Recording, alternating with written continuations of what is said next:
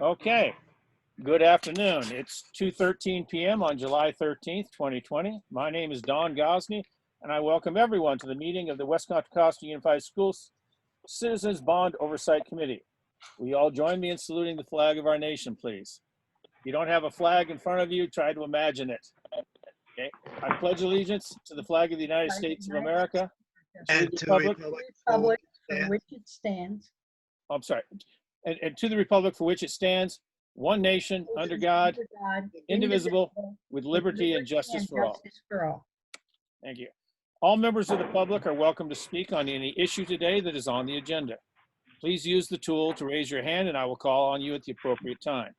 We also offer an opportunity under public forum to speak on any issue under the control of the CBOC that is not on the agenda. We request public comments be limited to no more than 3 minutes. Under public comment, with limited exceptions, the CBOC is not allowed to reply to comments or questions. Because this is an online meeting, I ask that if anyone other than staff wants to speak, that they use the raise your hand feature one way or the other, virtually or in person, and wait to be called on. Please do not talk over each other. Remember to unmute yourself when you want to speak and then mute yourself when you're done. Just a reminder to please silence all phones not being used for this meeting. Shoo away the dogs and maybe the little kitties and partners that might interrupt your meeting. And don't forget to smile so all of your adoring fans across the world can see how happy you are to be here. Did anybody see Ken Burns signed in? Okay, it seems to be a no. Okay, so all right. And I'm shuffling papers around.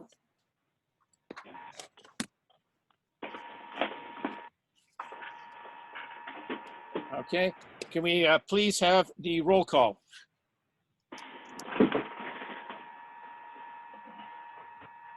Mac?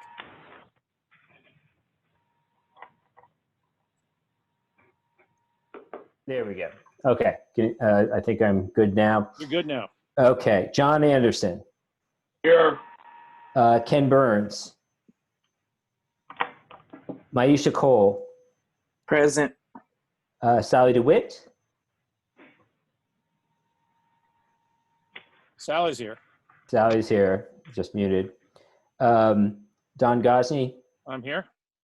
Vanessa Hill. Here. Lorraine Humes. Here. Anton Jungherr. Here. And Mac Moore here. So 1, 2, 3, 4, 5, 6, 7, 8, 9 members and 8 members present. So we have a quorum. Well, no, Loopy is here.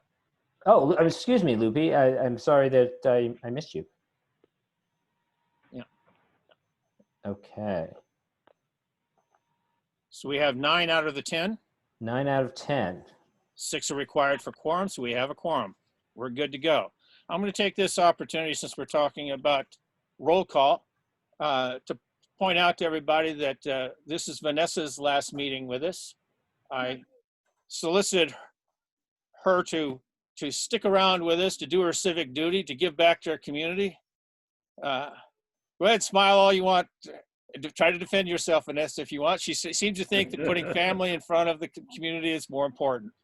Yeah, some people will believe that with her, but I want to thank her very much for her participation. She was an extremely valuable asset to the CBOC, just as she is to the community and to the district, even though she won't be on the CBOC. We'll miss her on there and welcome her back if she decides to change her mind. I even offered to pull some strings to rush through her application so that she wouldn't have miss any meetings, but she still declined. So again, thank you very much, Vanessa. Thanks, Don. Okay. Next item is the approval of the agenda. Is there? Don, this is Anton. Yes. I would like to suggest we move the bond program project status reports item F to the end of the agenda so that we have time to get through our action items. Yeah. Okay, I hear that. One of the reasons I always put the staff reports up at the beginning is because I always thought that they were the primary reason for the Bond Oversight Committee to be meeting, to be hearing about the status of the finances, the status of the projects that were going on. and to be able to get that out of the way right away. But and also because staff is needed for those reports. They know that they're at the beginning of the meeting, and if they get, for any reason, they get called away to take care of other business, because when you're shorthanded like they are right now, they might be called away to take to another meeting or have to take care of something else, and having to wait around until what maybe 4 o'clock, maybe 4:15, maybe 4:30. It limits their options. It kind of kills that quarter of the day. But if this group wants to move the staff reports to the end of the meeting, for this meeting, I need to hear from them. Well, Don, I'm open to what you're suggesting, but as long as we can stay in session, we finish our agenda. I don't want to come to the end of the 4 hours or 2 hours or whatever, and we say we're going to not do some of the stuff on our agenda. So can we make a commitment? We'll stay till we finish our agenda? I try that as much as possible. If you ever use that phrase 4 hours again, I'm going to reach through the screen and try to strangle you. We don't want to go 4 hours, that's for sure.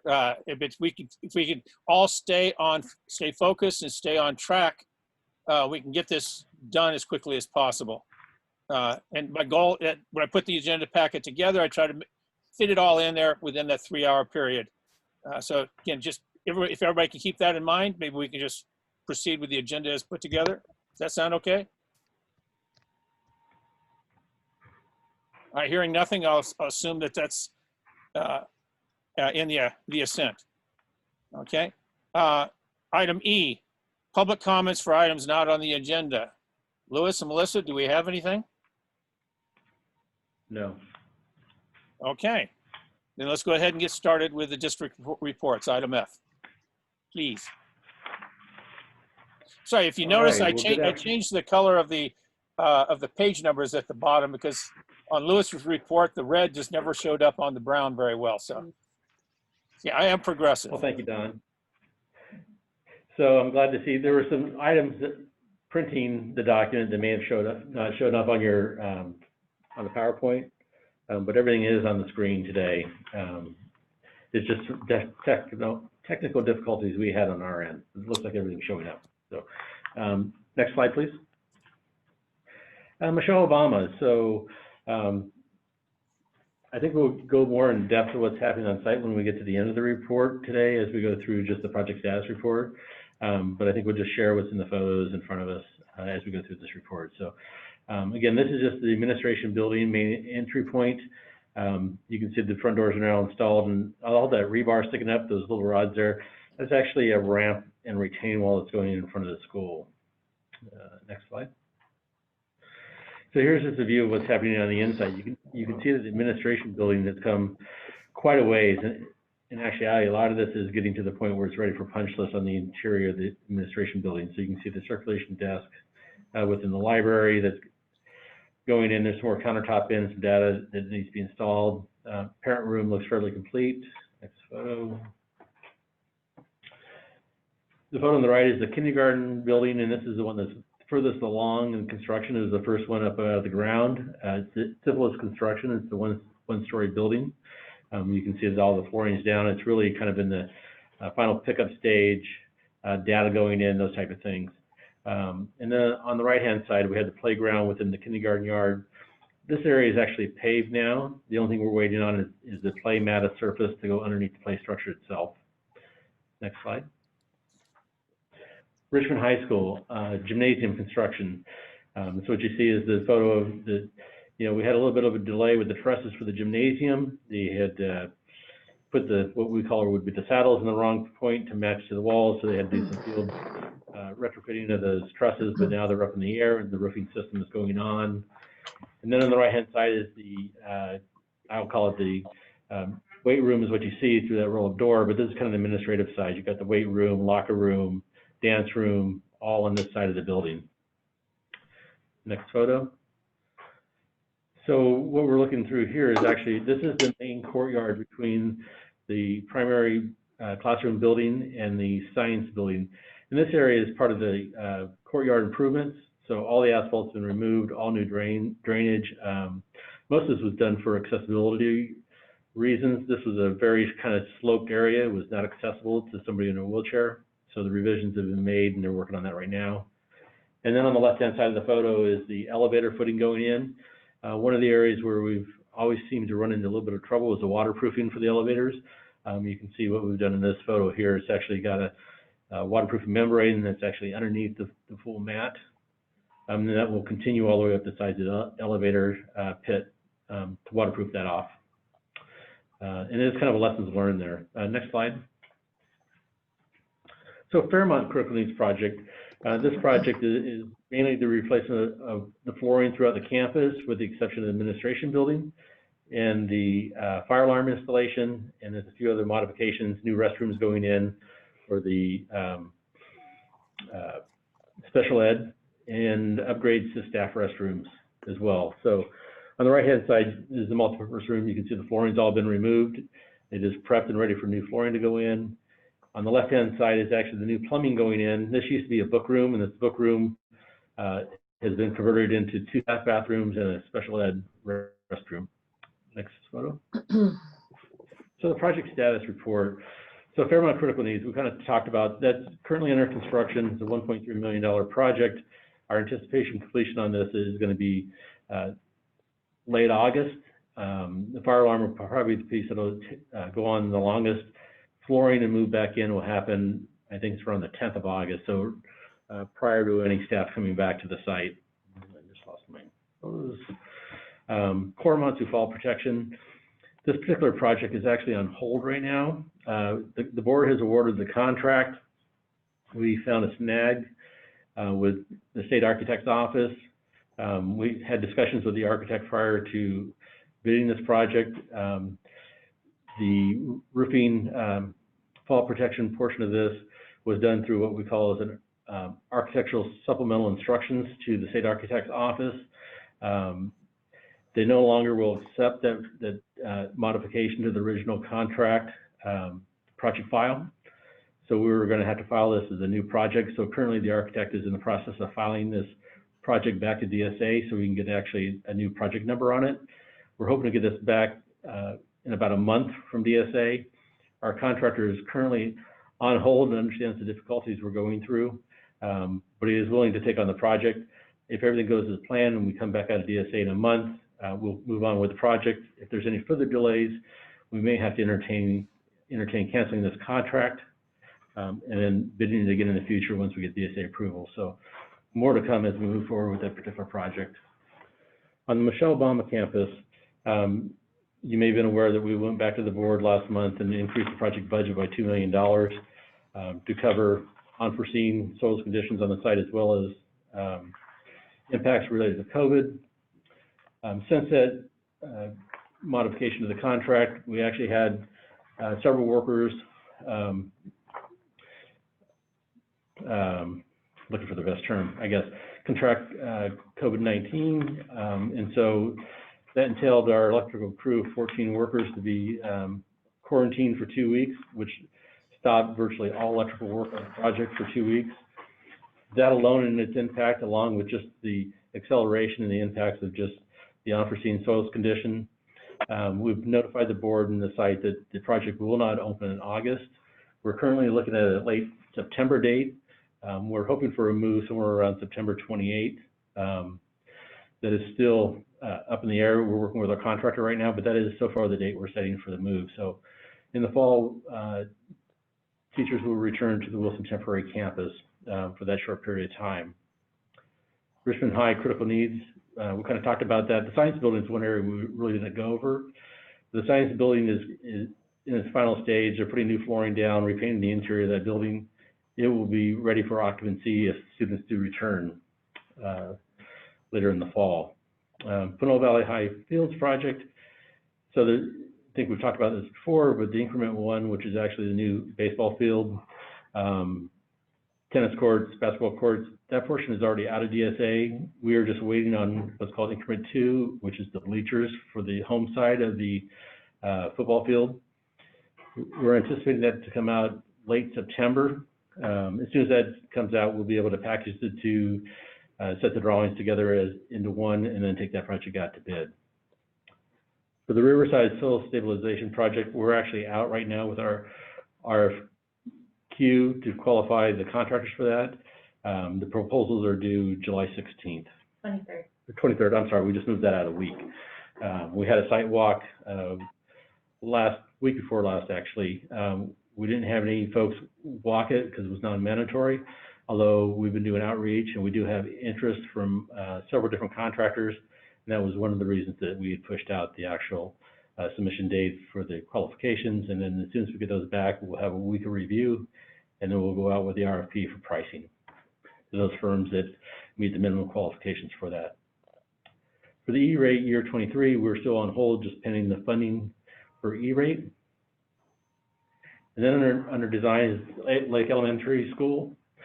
So we're currently still working with our bridging architect. We've been meeting with the school site folks as well and community.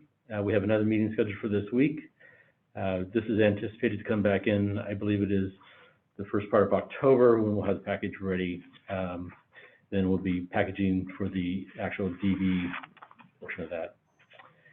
And the stage critical needs, this project is on hold. I think we discussed this before, that it's actually, as it was the first project on the critical or on the master plan list, until we get through the 2020 master plan for Measure R and figure out how stage fits. If it's still on top of the list, there would be no reason to do the critical needs portion of the project. And so more to come. Next slide. Sorry, Louis, And then before we we just move have our- on, I get a couple of questions, please. Sure.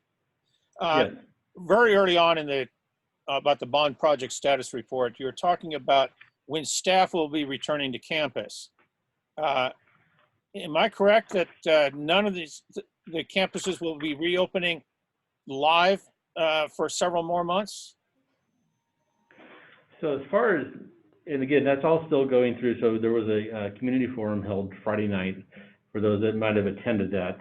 And the draft plan was put out to the board. On Wednesday night, the board will hear the draft report, community input, and from that, that final document will be drafted and submitted to the county on the 20th. I'm just looking at the calendar, make sure that's right, on the 20th.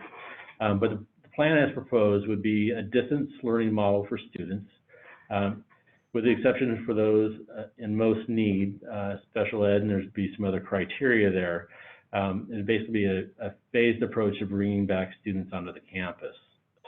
That doesn't mean that staff will not be able to report to work in some capacity, and those are some of the things that will be working through the planning committees as we move forward to get a better picture of what that may look like.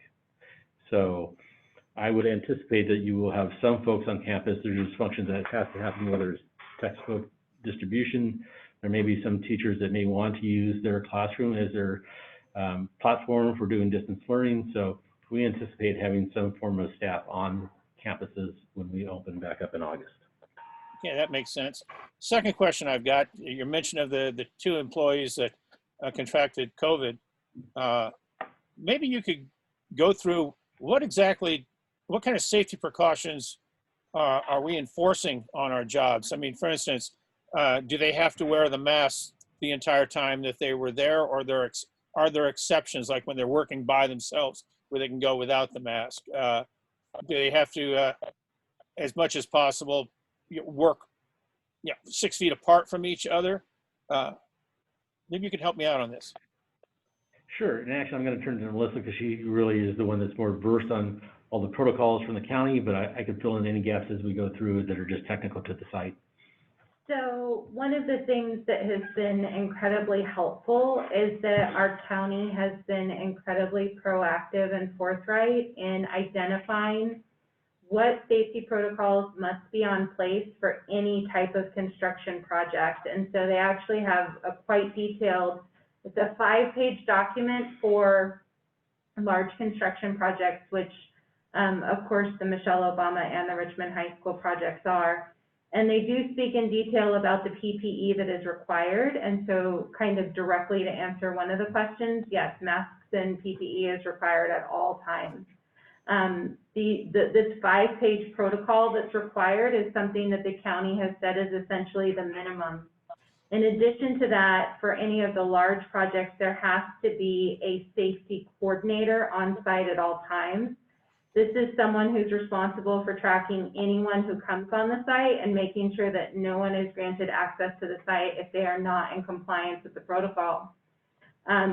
Furthermore, the protocol does go on to describe specifically what must take place, and it's a 3-step process should there be a potential exposure or a known exposure at any time. So, for example, in this instance, there was a worker on the site Tuesday, they didn't come back, and so the area where that worker, you know, they went home, then they didn't feel well, they went to go get tested, the site superintendent was notified, and through the design build safety plan, which is in compliance with the county order, all of the protocols were followed, which includes notification to the county directly to let them know, testing of the entire crew and anyone that was in that known area, and then also having the area completely cleaned.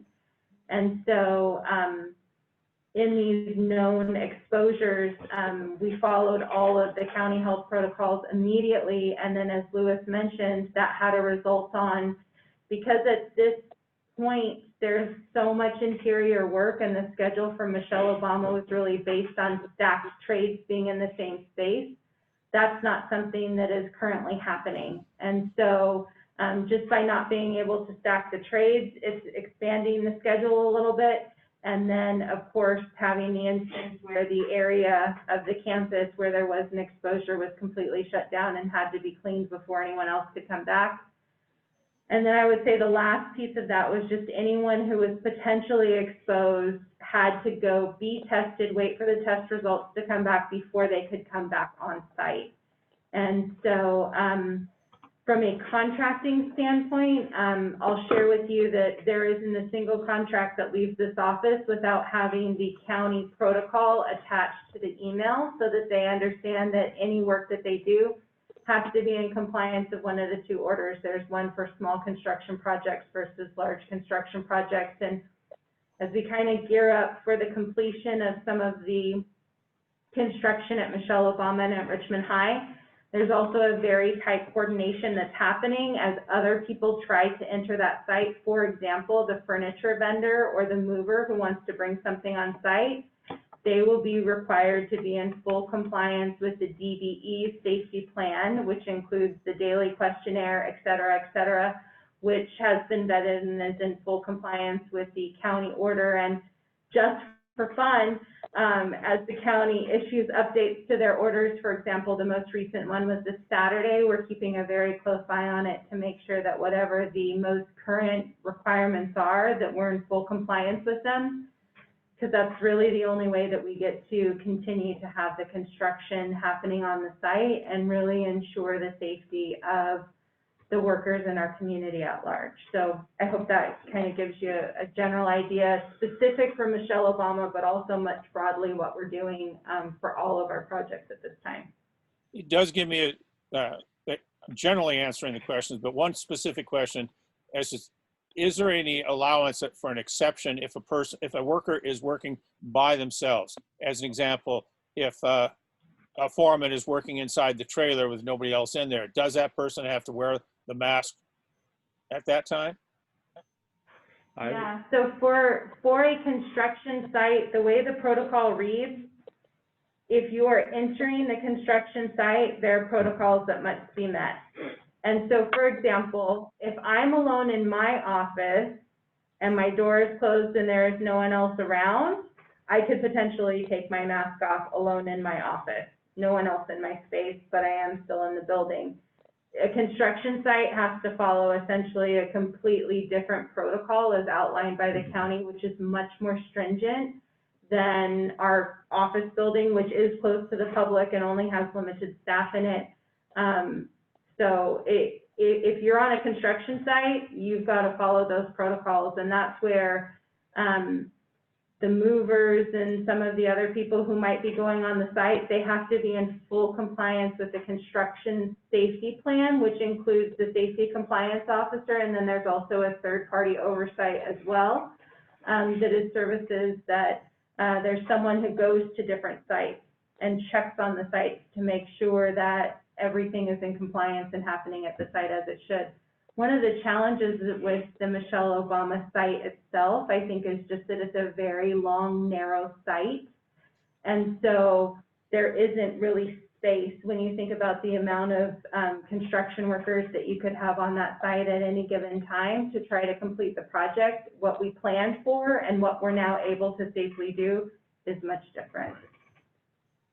Okay, wait, hold on, Lorraine. One last question about on the safety. Since labor law requires that employers provide all safety equipment, are we ensuring that the contractors are supplying the face masks to the employees, or are they having to bring their own? Because I'm looking at the two of you, for instance. Are both those masks provided by the school district, or you bring your own? So the district does provide masks. There's a box of them behind me and a box of gloves and hand sanitizer and wipes. But I picked this one out on my own. It looks much So better I than think Melissa's. there's some personal choice in that, but even if you were to come to this building, there's signage on all of our doors. There's signage on our restrooms. If you were to drive past the Michelle Obama site, you would see there's tons of signage out before anyone could potentially enter the site. But they're actually providing the masks for the workers? They provide it, but the employees are bringing their own. Most employees are wearing protection that's either provided by their firm or by themselves. Yeah, one of the concerns that I've got, but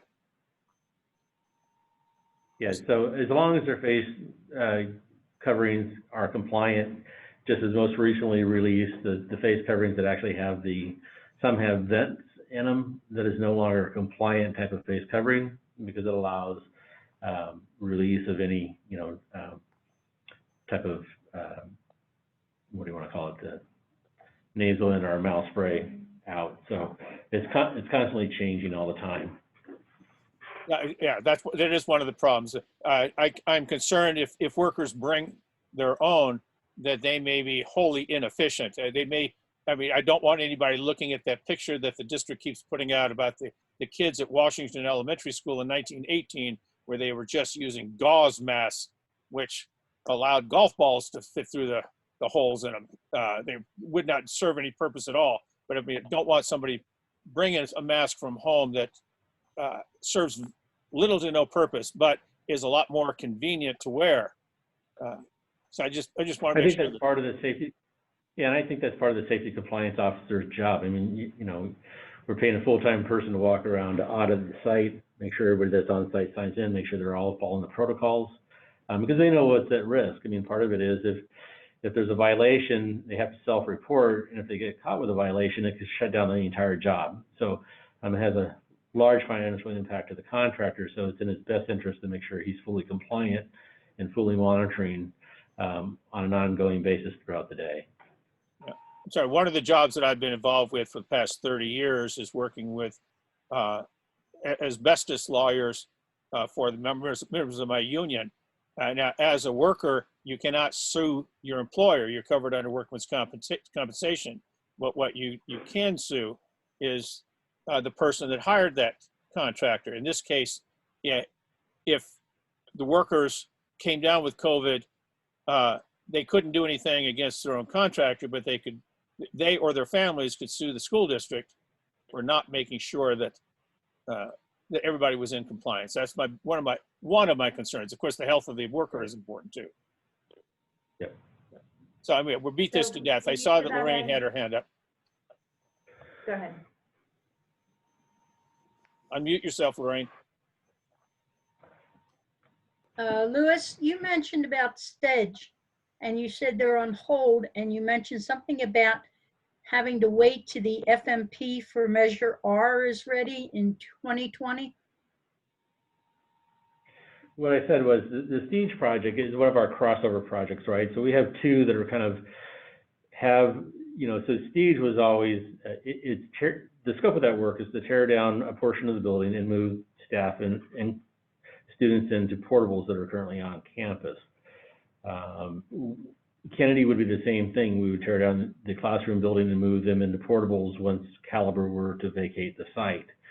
The question really is, the next step would be then to build them a new school, and that's where the master plan pretty much was leading when they were in temporary housing. So the question is about moving forward with Stige at the moment.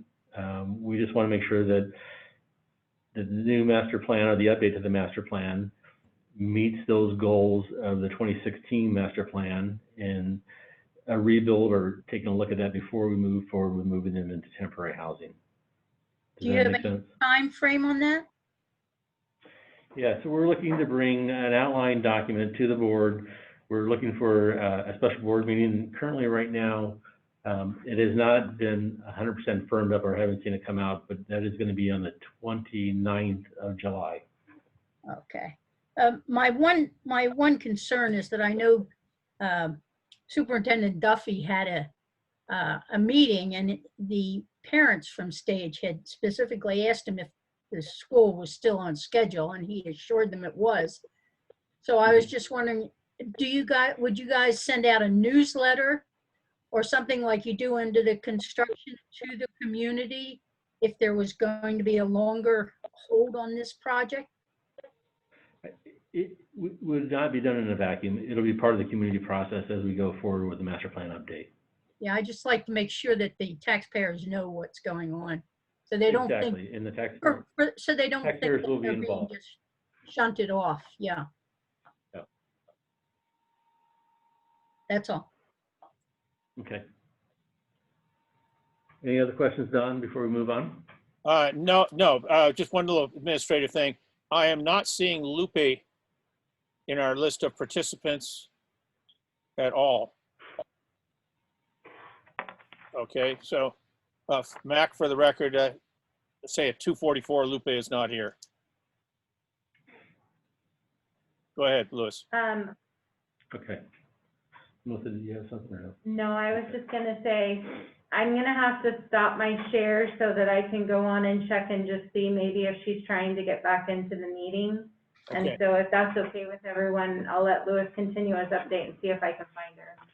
Okay. Okay, so if everybody's got a paper version in front of them, so next in that is really just our newsletters for Michelle Obama as well as Richmond High. And then we had the project status reports for Fairmont.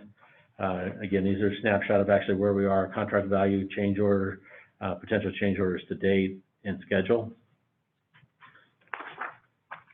We have the same from Michelle Obama. The one thing noted, we have original construction completion date of July 28th. We'll have to we'll be looking at doing a change order to the contractor, no dollar change order to extend out the contract completion date for this one. As far as on the financial side, you'll see the increase in the total contract based upon the $1.8 million that was added to district contingency on this project. Then you have Richmond High, again, unless there's any questions on the financials. And that would really update reports for today. And with that, Don, I'll turn it back to you. Okay.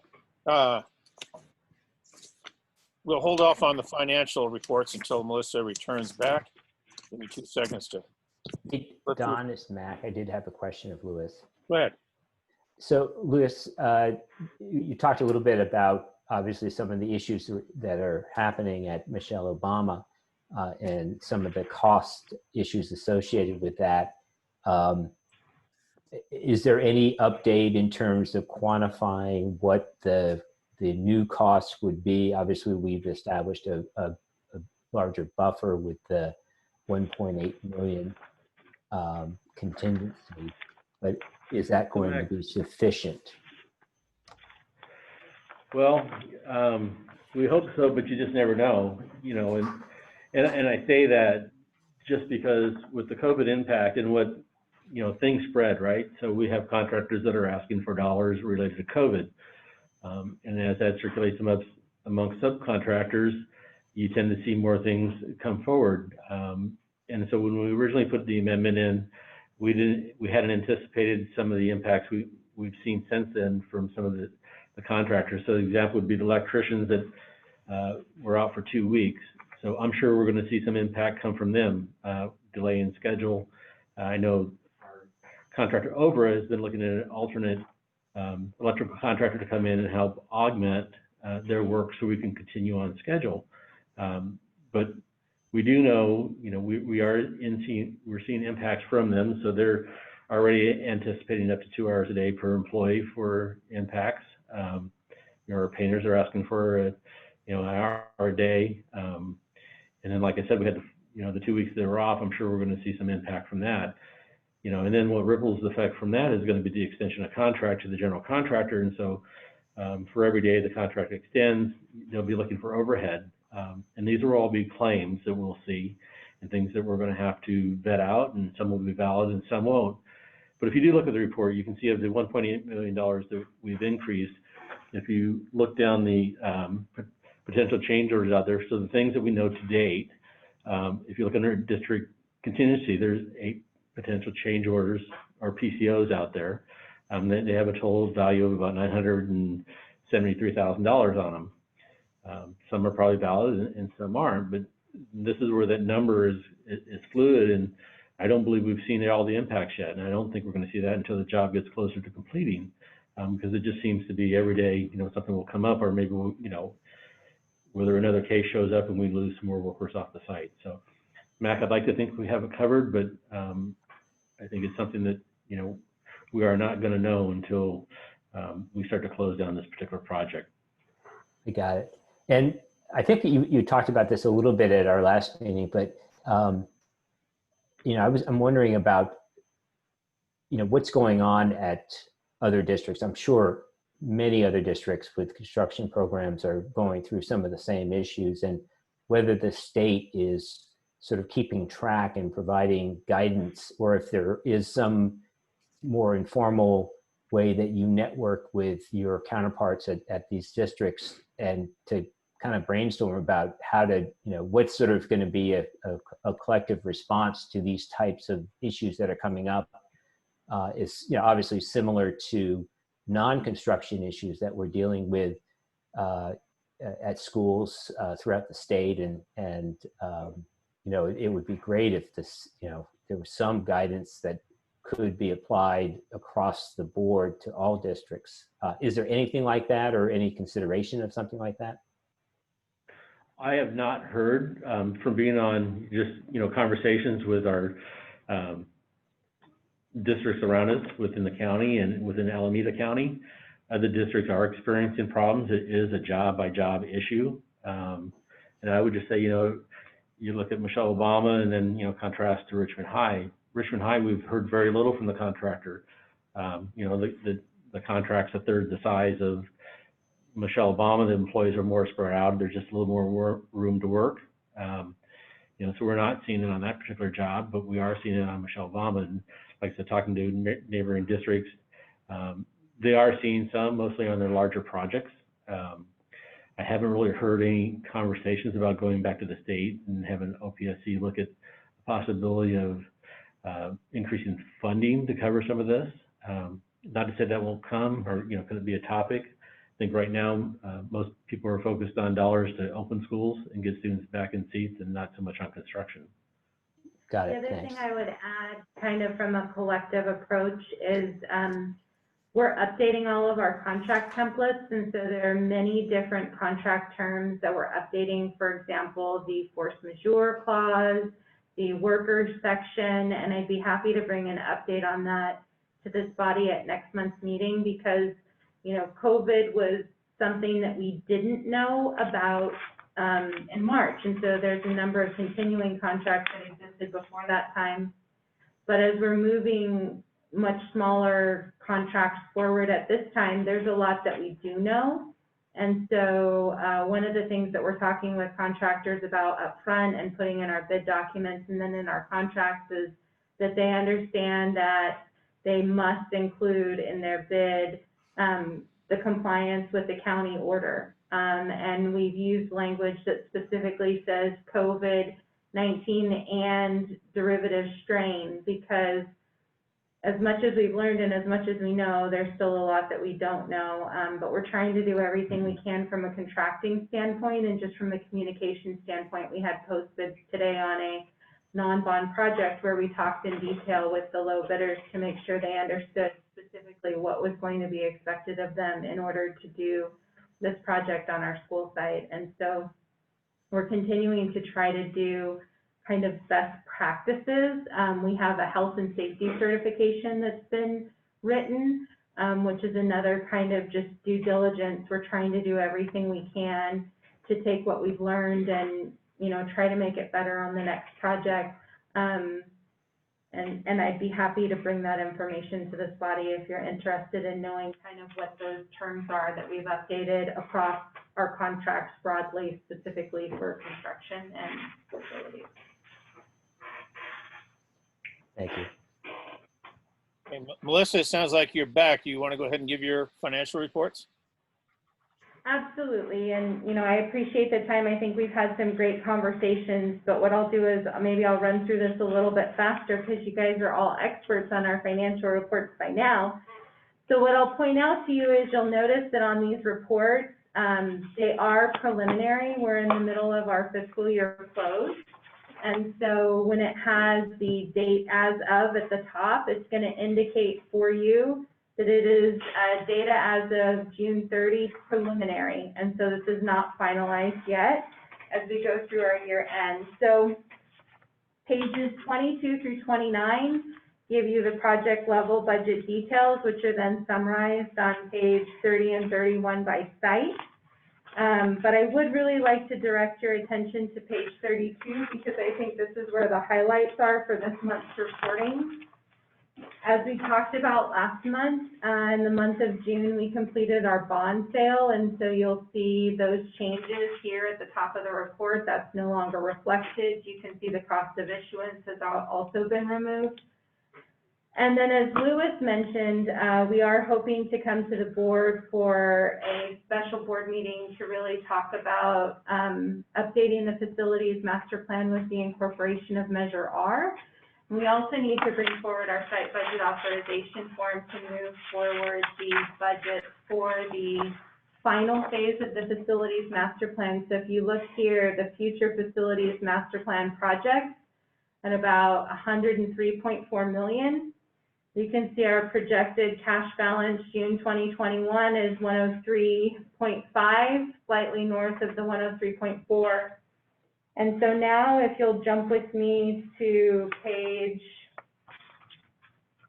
36, you can see here kind of this note 5 below the line. These are the future facility master plan project budgets that we would be moving forward here. So you can see it's Cameron, Collins, Hercules Middle and High School. A note about that, the way that we do our budgeting, since the scope of work in the master plan for Hercules Middle and High School is a single building that both of those campuses would share, we were going to recommend moving the full budget to a single site on the site budget authorization form, and so you would see it under Hercules High School, just to keep the accounting simple in terms of tracking the budget and the contracts against it.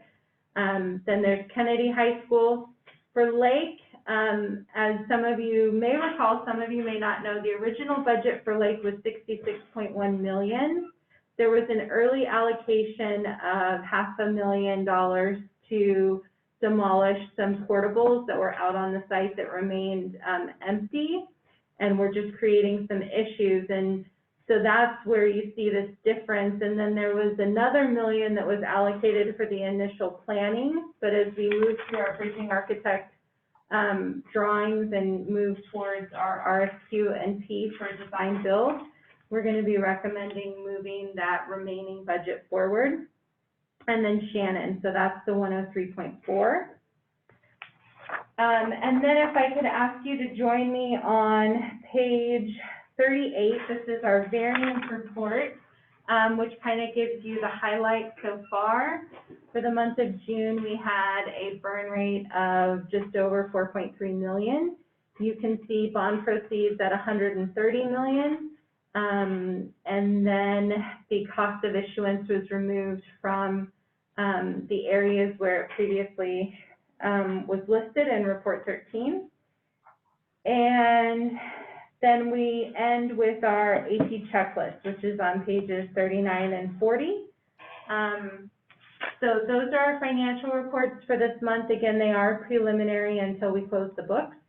And so if there are no questions, it looks like there are questions.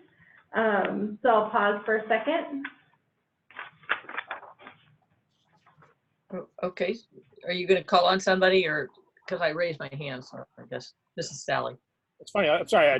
I'm not seeing your hand raised. I just, Okay, but well, no. I did what I did before, which was, yeah. I mean, no, it's a technical issue. I'm just not sure why I'm not seeing it. Okay, But your hand is up, so go ahead and talk.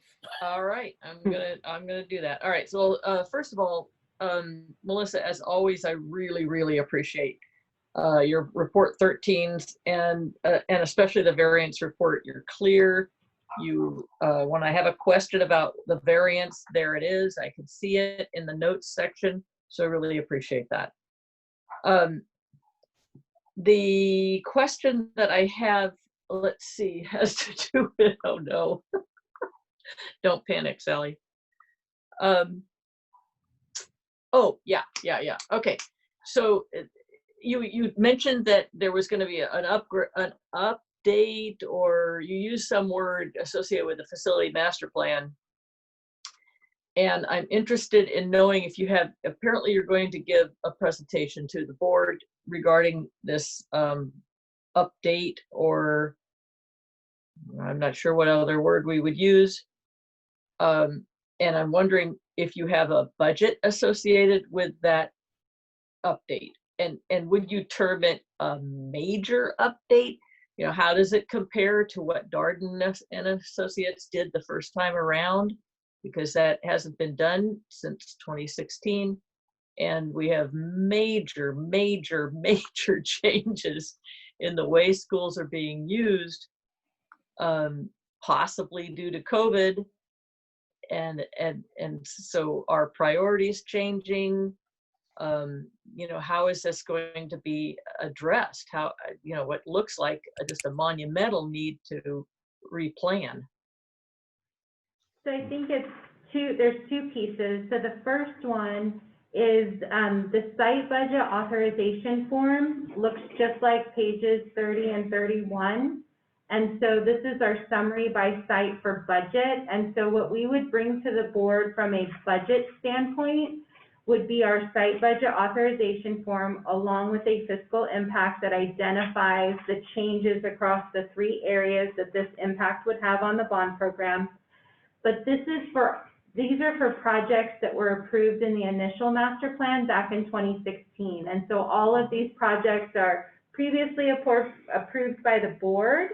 So what we would be asking for on July 29th is that the board then approve the allocation of those budgets from the 2016 master plan to the final phase of the 2016 master plan.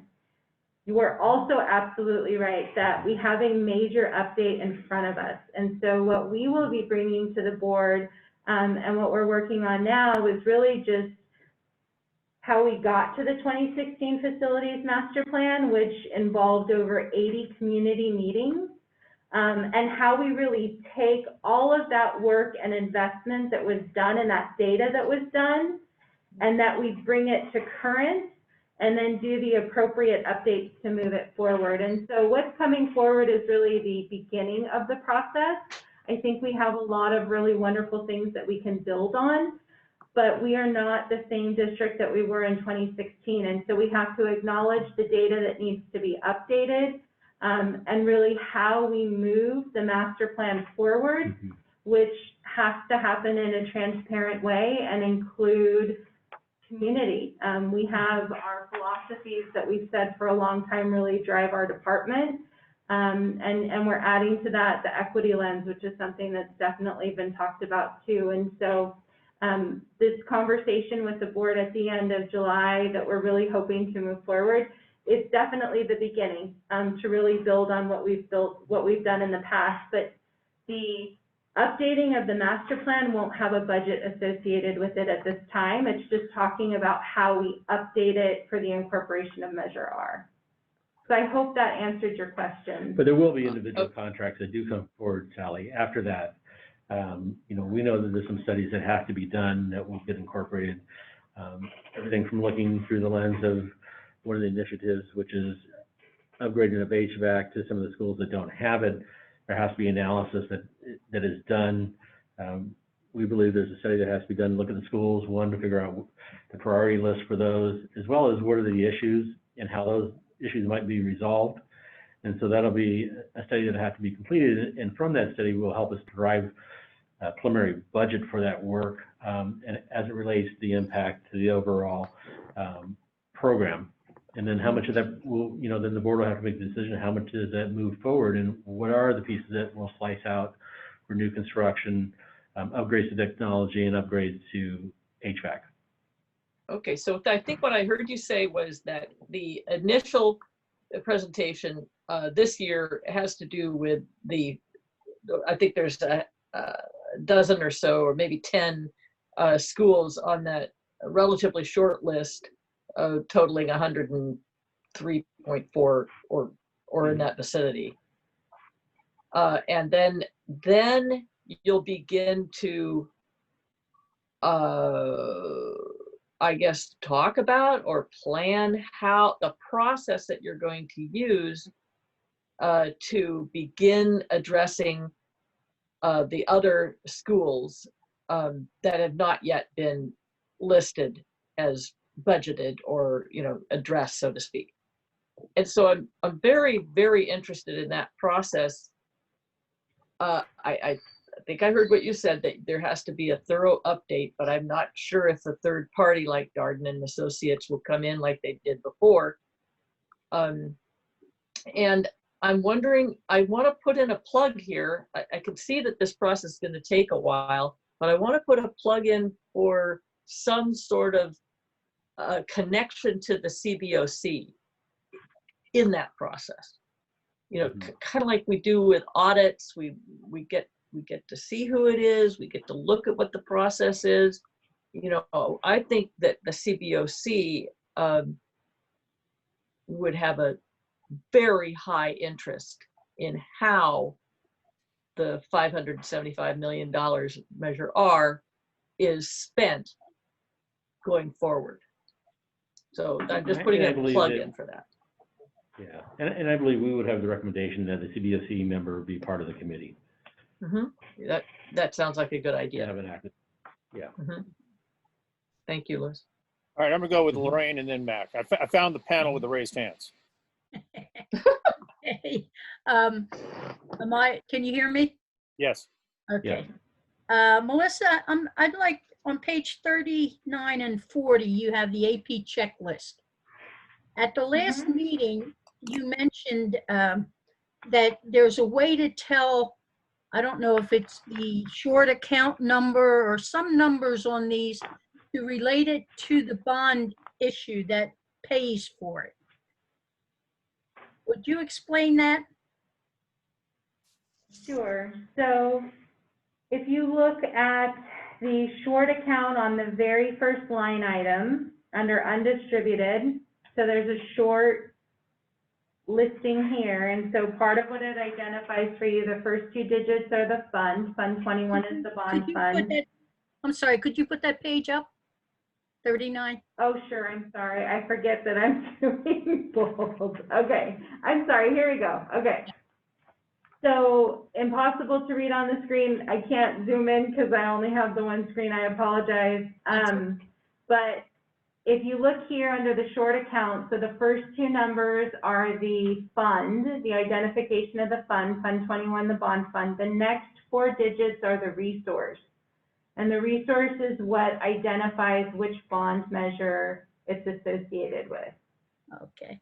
Is there a way of 9745? Yes. On most of these, and then if we get down here, let's see, let me find one. Down towards the bottom of the page, down here, Yes. you'll see there's a 9748.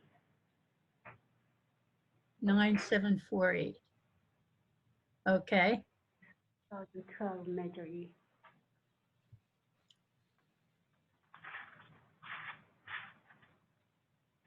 So you'll see across these, there'll be 9745 and then 9748, which will identify either that it came from Measure D 2010 or Measure E 2012.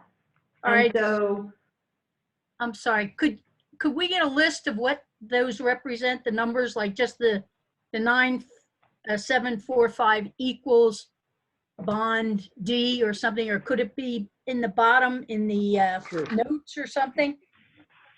absolutely. And then just to be clear, one of the things that we've talked about a couple of times in this body is there is another resource, which we call the non-bond resource, which is when we receive dollars from the state, like the Pinole dollars that are coming from OPSC, the 23.4 million. Those dollars go from the state to the county, and then they're deposited into Fund 35, which is a pass-through fund for the dollars received from the state. So then when those dollars get moved, they'll have their own specific resource identified as well. And Okay. so we'd be happy to provide that information. Yeah, that would be really helpful. I appreciate that. That's all. All right, that's right. Sally, did you put your hand back up or is you just not take it down yet? Thank you. Matt, go ahead. So I've got a couple of follow-on questions. So in respect to the board meeting that's going to talk about the big update to the master plan, has that been scheduled yet? I wasn't sure if that was a date yet.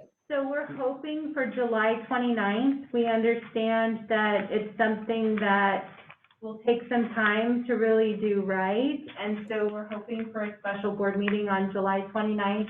And I did just make a note for myself when Sally was talking earlier that we'll be sure to reach out and share with Dawn the presentations as they move forward and once they're finalized to go to the board so that you guys get that confirmation.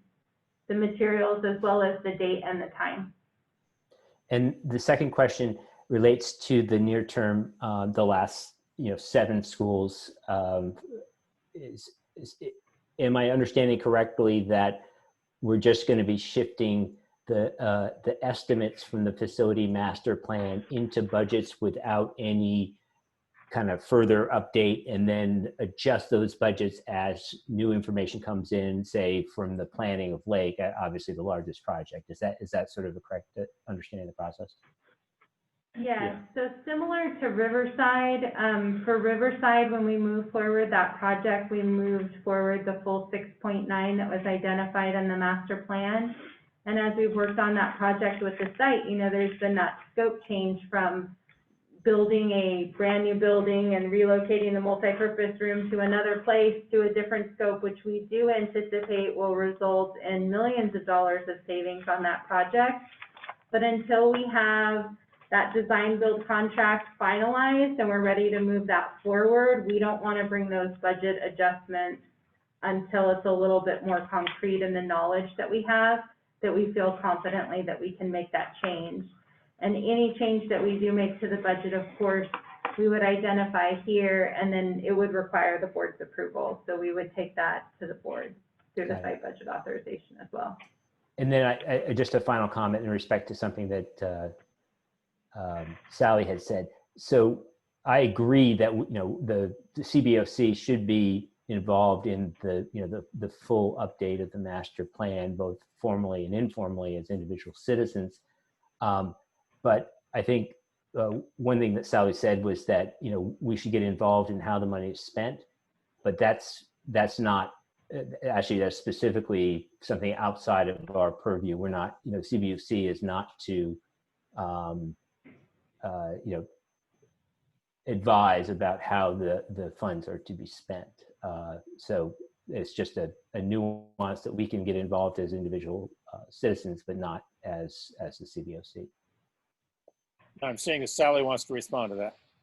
Yeah, that's a good clarification, Mac, and I understand that very clearly. What I had said was not that we would have, we just have a very high interest, I think is what I said, in how the money is spent. So we want to be, you know, we're at the CBOC. It seems like we could get a front row seat into the process.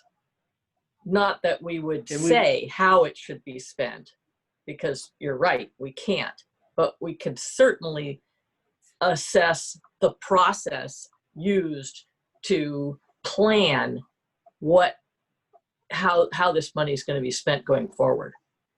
Yeah, I don't see anything that would say that we can't do that. I agree with that. I think that makes sense. Okay, great. If we're gonna get that front row seat, does popcorn come with that? At virtually. least. That's right. I think we Go get ahead, move paid on, Melissa. extra. All right, terrific. So tonight, it's my pleasure to bring forward to you the bond program management plan update. And I'm going to jump to the good stuff. One of the things that Louis mentioned is that sometimes the slides don't translate. And I know this happened last month again, so I'd like to ask permission to share this presentation again because we're missing a piece on the next slide. But if you can start with me on page 43. So as of last Friday, we had received 111 recommendations and comments, public comments, and over the weekend I received a couple more. And so this is the page where there's bullet points here, but you can't see them, and I want to make sure those are shared with you, and so I'll share that with Dawn after. But essentially what we've done is we have put together this spreadsheet, and I have it larger, so I'm going to jump to that to share with you. And so this identifies the 111 comments, which do not include on page 65, you'll notice there's a couple comments that say staff. And you may recall from a previous update, we added additional sections to the document. And so when staff was inserting something, it didn't get a public comment number, but all of the other ones did. And so this is a summary. I'm currently on page 63. And so you can see the first column identifies the comment number for tracking purposes. It identifies what section, which article within that section, the change or the question location. And you can see for some of them, it's very specific, like on 93. And then for 94, you can see it's quite broad, right? It's pages 1 through 29.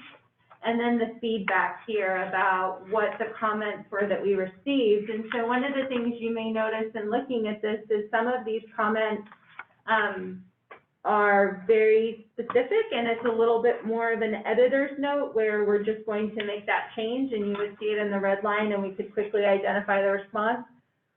Some of them are going to take place in multiple places throughout the document. And then others are going to kind of answer a question. So for example, if you look at comment number 97, you can see this is just a question. Is this form filled out by the computer or is it tracked manually? And so in these instances, we'll look at what was written to see if there's a way that we can more clearly define what we're doing. Or we may just be answering the question of why we did that. And what will be the final column that's going to get added to this that you don't have yet, but that's what we're working on now, which is the written staff response to all of the comments that have been received. So our window for the project management has just concluded. And so what we'll be working on now is a written public comment or a written response from district staff to every single comment, all 100 and going to be more than 11. I have to transcribe in the ones that were received over the weekend, as well as a redlined version of the drafts that are available online, which will show the changes that have been made. That will lead us to what will be our compiled bond program management plan draft, which will then be presented to the board. I mean it with the most sincerity when I tell you that I wish that this was already done, but you may notice in the presentation when you get to page 45 that what I've indicated is probably something more realistic, and that's that we anticipate that we'll publish the program management final draft online and present it to the board sometime this summer. Unfortunately, some of the team members that were assisting us with this project have been riddled with health issues. We lost one of our team members. They passed away, and another team member had to have surgery. So at this point, the finalization of this project is something that has come back to staff to complete. And I assure you, I really don't say this as an excuse, but I hope that you know from everything that we've shared that there are just so many things that we're trying to work on all at the same time. And so nothing would make me happier than to finalize this, but I really can't mislead you to say that I think that it'll be done by the end of this month or by the end of next month. But I assure you that it is still a very high priority, and I hope that by sharing with you the public comments, you'll be able to see, I think, really how great this document is going to be in the end, because it's going to have not only staff viewpoints and recommendations of best practices from industry leaders, but also added on top of that, the lenses of the community, which I think have really made this document something special and something that you wouldn't find that any other district has. And so we really look forward to finalizing it. And what I will commit to is in next month's update, I would like to have all of the staff written responses to all of the comments, including the incorporation of the new comments received in this document, so you can really see how we're trying to move this forward. And that concludes my presentation. Hey, Sally, is your raised hand left over from the last item, or do you have a new comment? It's left over. I thought I lowered it, but I'm sorry. Okay, Lorraine. Yes, I just want to clarify for myself. The feedback column under your summary of public comments, that's the feedback you got from the public. Is that correct? Yes, that is correct. Okay, thank you. Melissa, I want to thank you for the providing the comments. It's very helpful. It's informative. But the thing I really appreciate is the fact that it's legible. The font size is big enough so that we can see. I like the alternating colors on the horizontal lines. It's an easy document to read. And also, there's a big difference between an excuse and an explanation. The excuse is what your son gives you about why he can't take the garbage out. An explanation, though, is understandable. So don't be worried about giving us an explanation about why this can't be done as originally planned. There are reasons for why. We're all understanding people.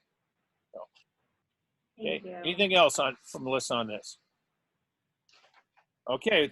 Next item on our agenda, we're going to go to the board liaison report. But since we don't have a board liaison that has shown up for the past several months, I'm betting we're not going to get a report from them. So we're going to go ahead over to the CBOC reports. We have 3 items on the consent calendar. One is the adoption of minutes. One is the member information log, which has not changed this last month. And then the approved recommendations by the CBOC, where we added the items from last month. And I want to thank Anton again for helping me with that. He's been an invaluable asset on that. If there's no questions or comments on these 3 items. I have a question. Really quickly? I'm sorry. I'm so sorry. Wait 1 second. Guadalupe is here at 3:21.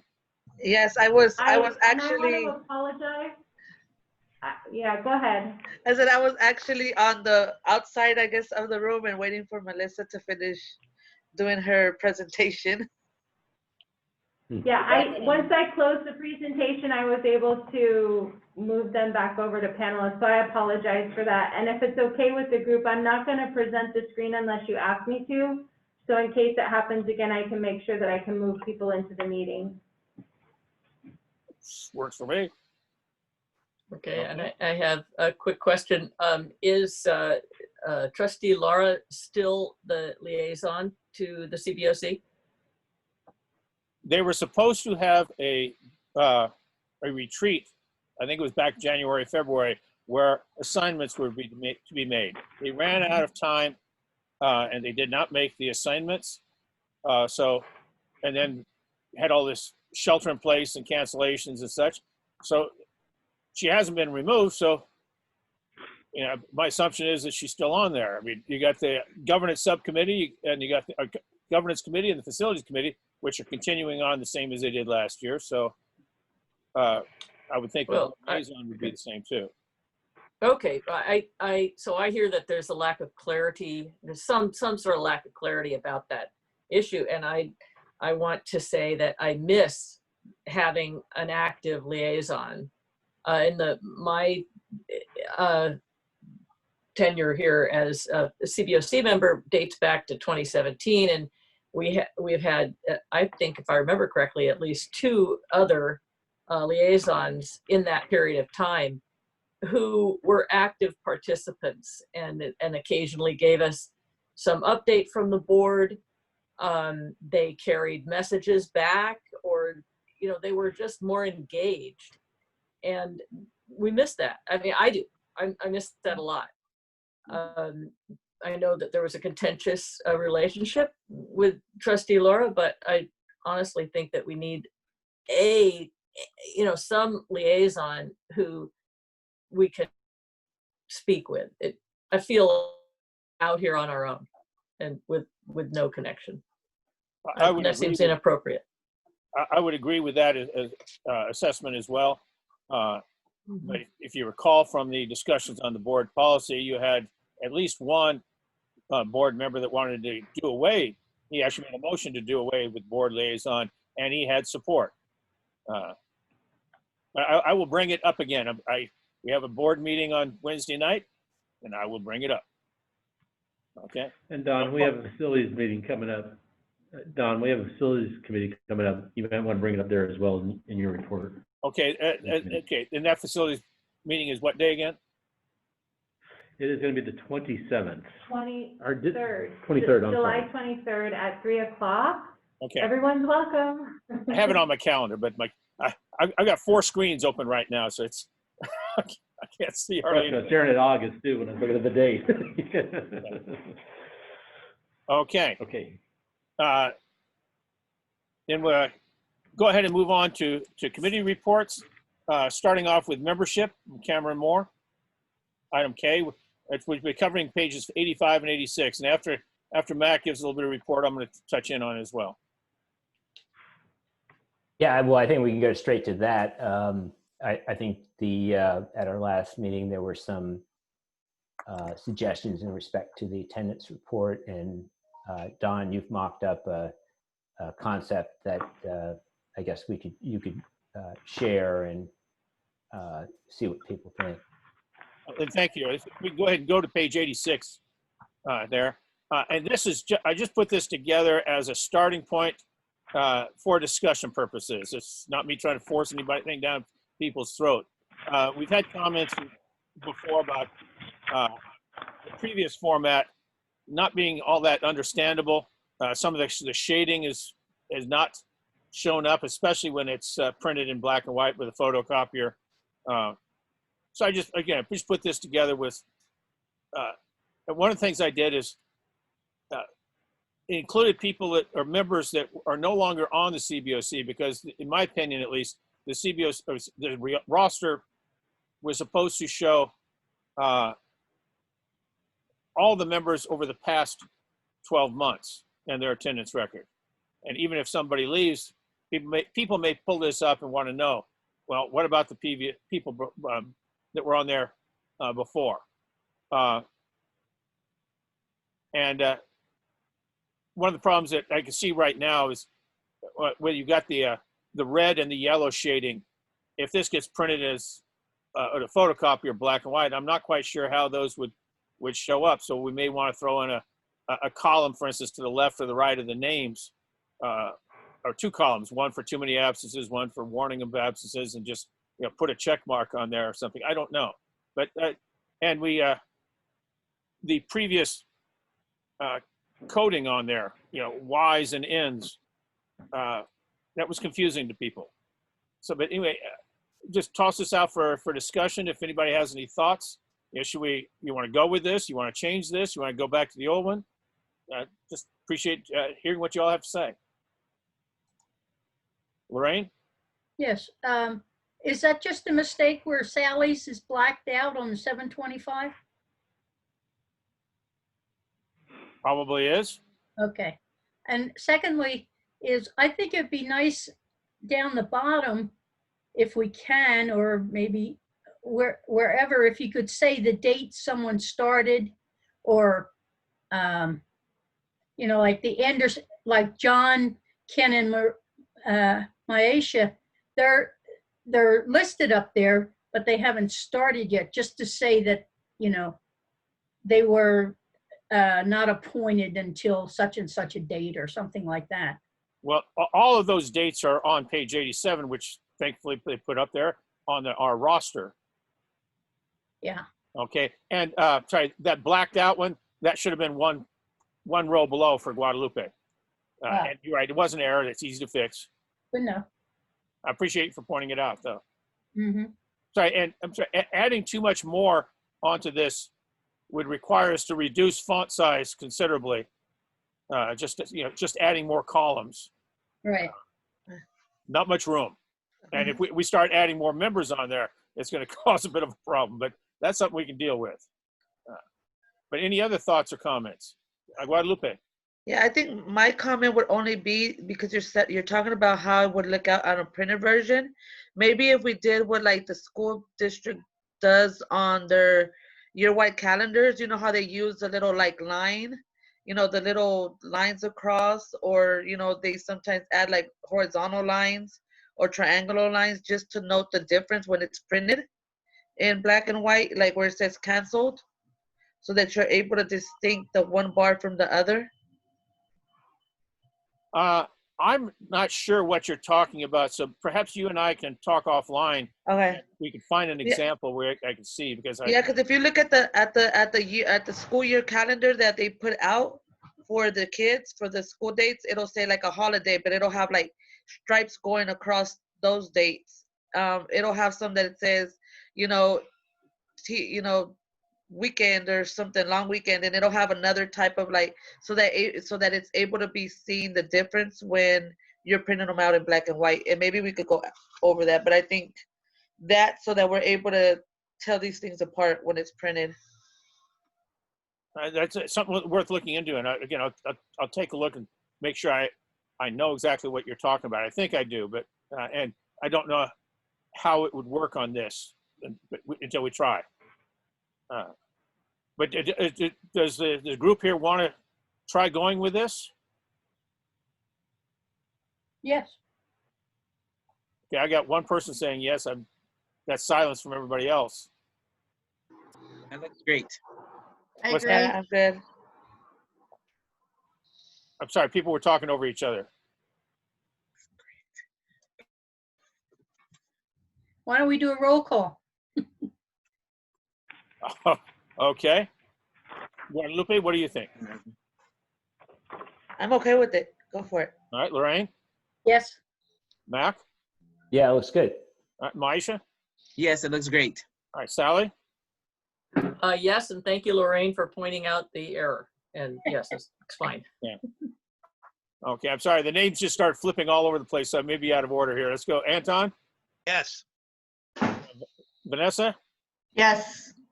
okay, John,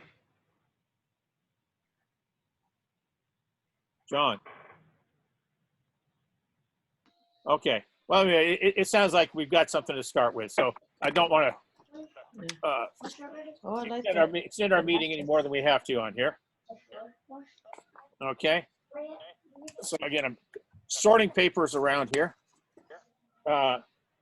Next item on there is item L, the membership roster, which is on page 87. We've added our 3 new members with the updated dates for them.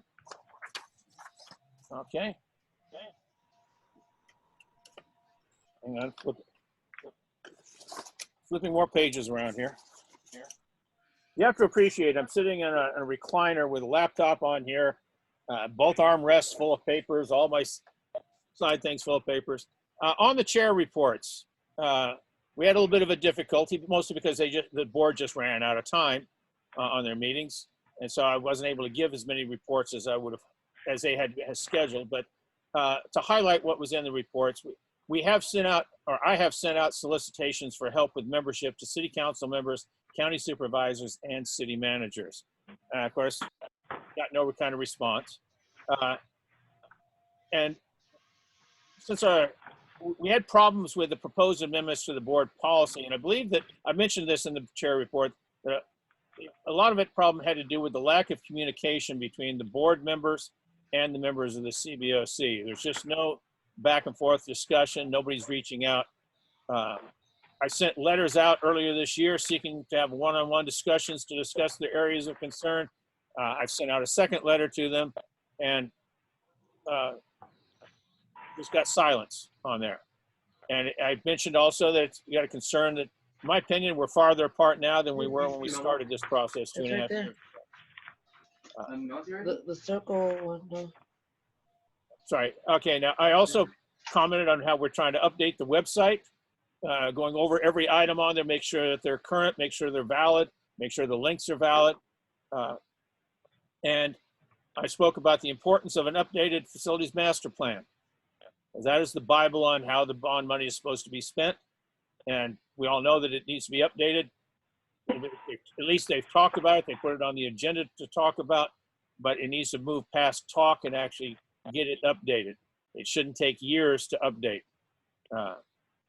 And then I've also mailed them a copy of a letter, or mailed them a letter, emailed them a letter, a copy of which is attached there, asking them to schedule a joint meeting.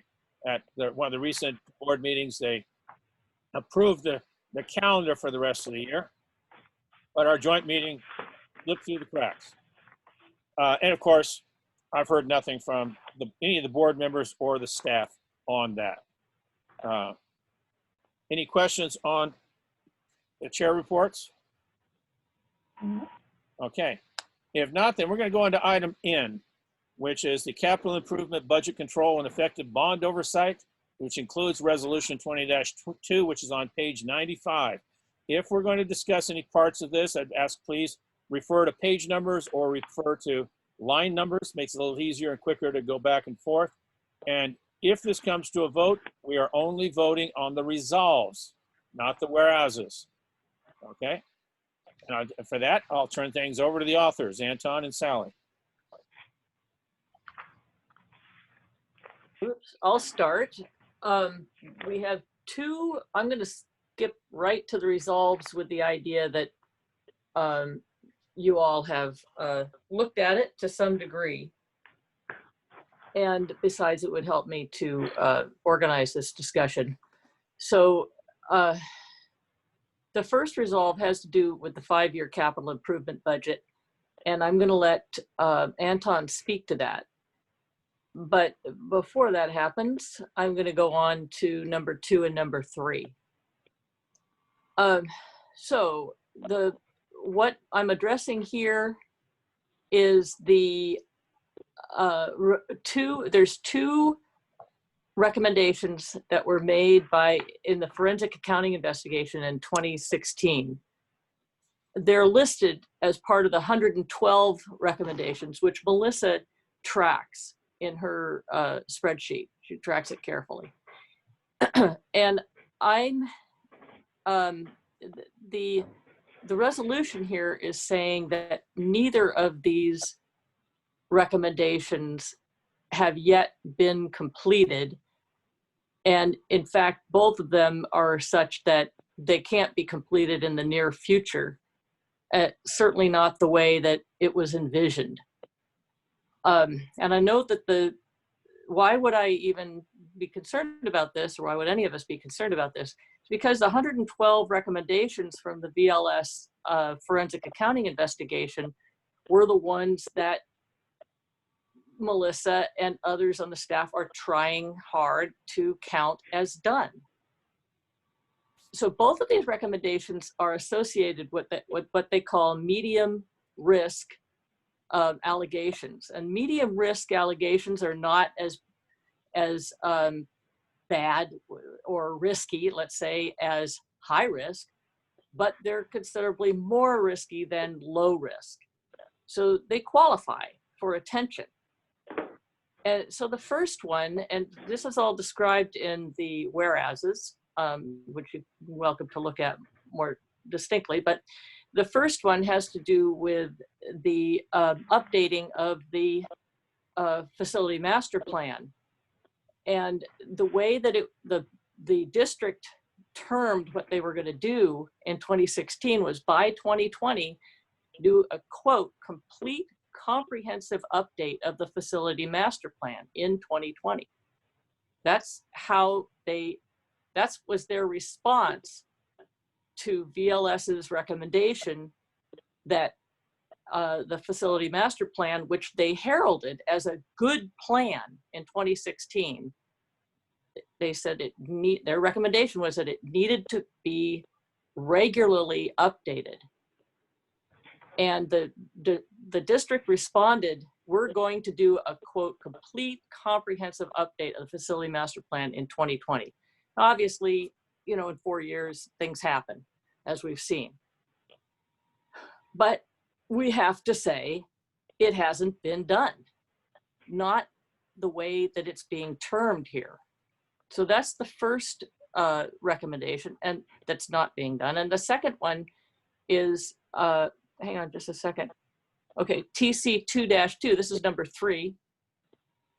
This recommendation was that future bond issues, you have to put yourself back in 2016 when VLS made this recommendation.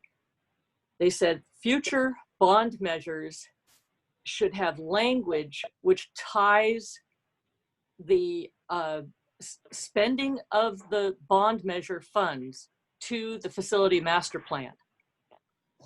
And they made a strong recommendation there, which is quoted in the whereases, and you're welcome to go back and look at it. How do I put this without, okay. The resolution here is that the way Measure R was actually written, even though it does reference the facility master plan, it does so in such a way, with such looseness, that essentially there is no tight tie to the facility master plan. And I want to re-emphasize that the facility master plan, as it was done in 2016, was a good plan. And if the future measures had been worded the way VLS recommended they be worded, then we as the community and as taxpayers would have a very clear idea now of what Measure R was going to be spent for. But just to give you a little data here, there were 2,500 words in the full text of Measure R that described how the money was going to be spent. 2,500 words. About 225 of those words referenced the facility master plan. That's like 10%. So 90% of the full text of Measure R were generalized references to projects and allowances for, you know, goodness knows what. I can't remember the count of the words where they talked about theaters and other things of that sort, which are not catastrophic. I mean, yes, they're important, but they weren't part of the plan. And so I don't want to overstate this, but in my view, as people that are trying to assess oversight of how money is being spent, if the district wrote a check on the Measure R fund and said it was spent for schools, period, we would have to say that was in accordance with Measure R. It would be like we're building a house and we said, we don't really know how much we're going to spend on this house, but we're going to spend it on a house. You know, never mind how big it is or what it's going to be used for or how many bedrooms or whatever. None of that is in there. And so there's really no ability to affect oversight with the way Measure R was worded. And that is in direct opposition to what VLS recommended. there was a good plan. They recommended that future bond measures reference that plan in a tight way. And I think we need to say at this stage of the game, there's no reason not to say it. This measure cannot, there's no oversight possible with this measure. So with that, I'm going to turn it over to Anton and ask him if he could please go into more detail about the capital improvement budget portion. Thank you, Sally, for an excellent presentation. What the proposal here is that we have a capital improvement budget. This is very common in municipal finance. Most municipalities do this on an annual basis where they have a 5-year capital budget. The capital budget, as under this proposal, would include all construction funds, Fund 21, which is the bond funds, as well as Fund 25, capital facilities 35 and 40. We already know that some of the bond Fund 21 projects are partially funded by some of these other proposals. So what this proposal does is looks at construction on a holistic basis so that the board and the public can see total monies for construction fiscal year by fiscal year for the next 5 years, and it will be updated every year in July so that you have a 5-year projection. That's the proposal. Okay. Before we get into discussion of this, is there a motion to approve?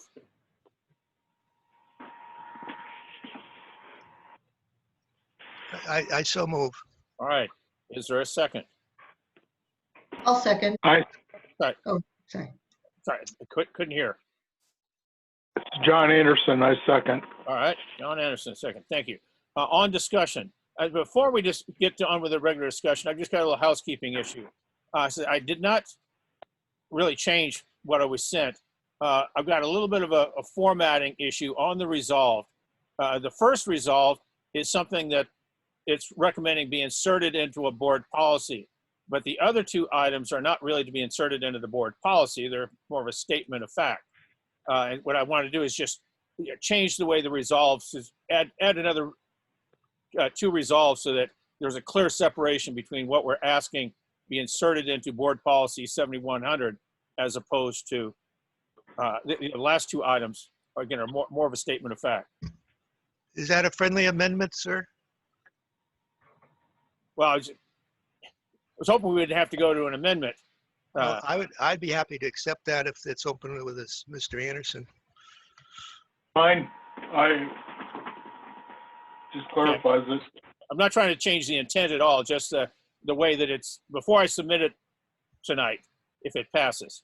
Okay, on discussion. Does anybody, Mac, you have your hand up. Thank you.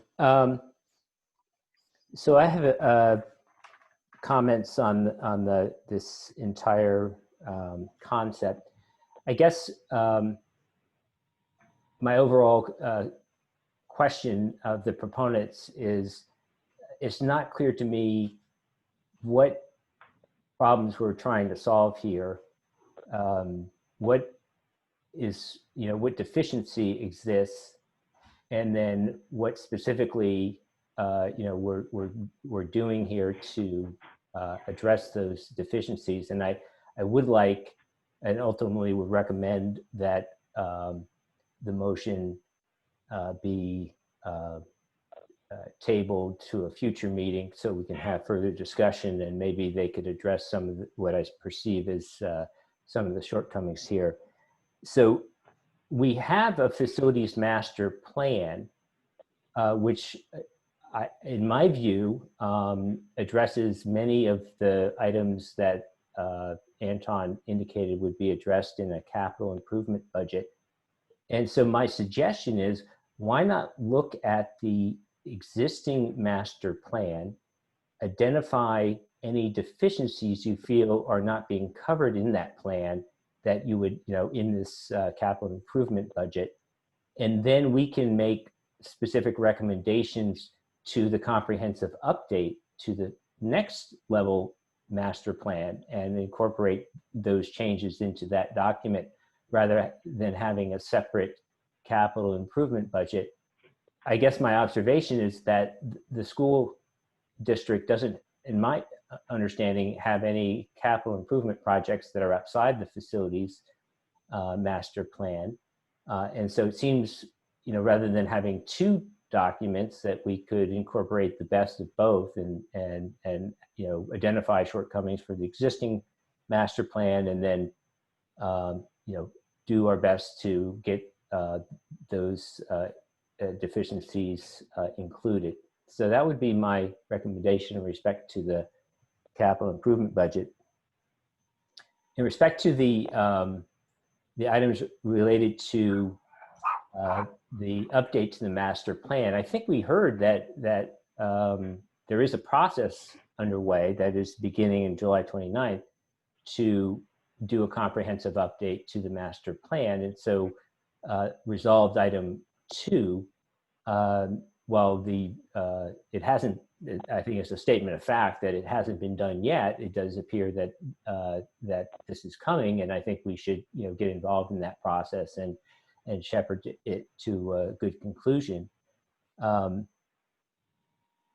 So I'm not sure in this resolution, just a simple statement of fact I think is true, but I'm not sure what we're saying here is that it hasn't been done. It's July. There is a process in place to update the master plan, and those all seem sort of normal course of business. And then finally, in respect to the ballot measure language, I personally would like to hear from Moss Adams because they are tasked, later on this year when the FEI recommendations implementation is deemed complete by the district. They will review and make their determination about whether the items have been implemented, including this specific one. And then I guess I would also suggest that Sally made some statements that about the nature of the recommendation, which I'm not sure are in that recommendation, i.e. that it does say that we should reference the facilities master plan, but it doesn't talk about the word that Sally was using was tight, tying the spending to that specific plan. It didn't really, it's not really what it says. And then, as I was mentioning in respect to the capital improvement budget, my suggestion is perhaps that we can, in fact, track Measure R in respect to the facilities master plan. And I think that we can do that in the context of our current evaluation of the existing master plan, because it's there. And so, I would say that, since 2016, the board has stuck to that master plan. I can't think of, and maybe this is, a task for the proponents to convince me that there's an area where the district has been deficient and not tracked the master plan. So it seems to me that we can do that very effectively because we have a very detailed master plan, and we can determine whether the district has stuck to the plan or if they're spending money on projects that are outside of the master plan. So again, I think in this case, it seems that, we should get our input from a third party to determine whether they deem compliance with the recommendation. And then second, I think we can, in fact, provide effective oversight and in the context of ensuring that the funds are spent on the master plan projects, irrespective of what's in the bond ballot measure language. Thank you. Okay, I've got 3 hands up, Lorraine, then Vanessa, and then Sally. But before I do that, Mac, at the beginning, you were talking about suggesting that this be tabled. Are you making a motion to table? Thank you, Don. Yeah, so I would like to come on a little bit later. I would love to hear comments from others before I make that Okay. that motion. I just want to be clear. Okay, then again, we'll start with Lorraine, then Vanessa, and then Sally. Unmute yourself, Lorraine. Sorry, my mailman came and the dogs were barking. On the number 1, the 5-year capital improvement plan, in the financial statements, I've heard, Fund 21, that's pretty obvious. That's our building fund. 35 is just a way station fund. The other 2 funds, I'd have to do more looking into to see what the relevance of that is to our oversight. Also, so I'd like to sort of table this also. On number 2, I sort of agree with Mac that Lewis told us that on the 29th, they're going to bring to the board the idea of the facilities master plan update. They've been working on the other suggestions. I mean, their master plan, they're trying to get it in shape and all. So I would sort of like wait on that too, to see what they're going to do on that. Who says that July is a cutoff date? It says 2020, so that means they've got until December 31st or something to be able to say that. On number 3, I think that I know they haven't put the type of language in that we would like to see in when they put forth a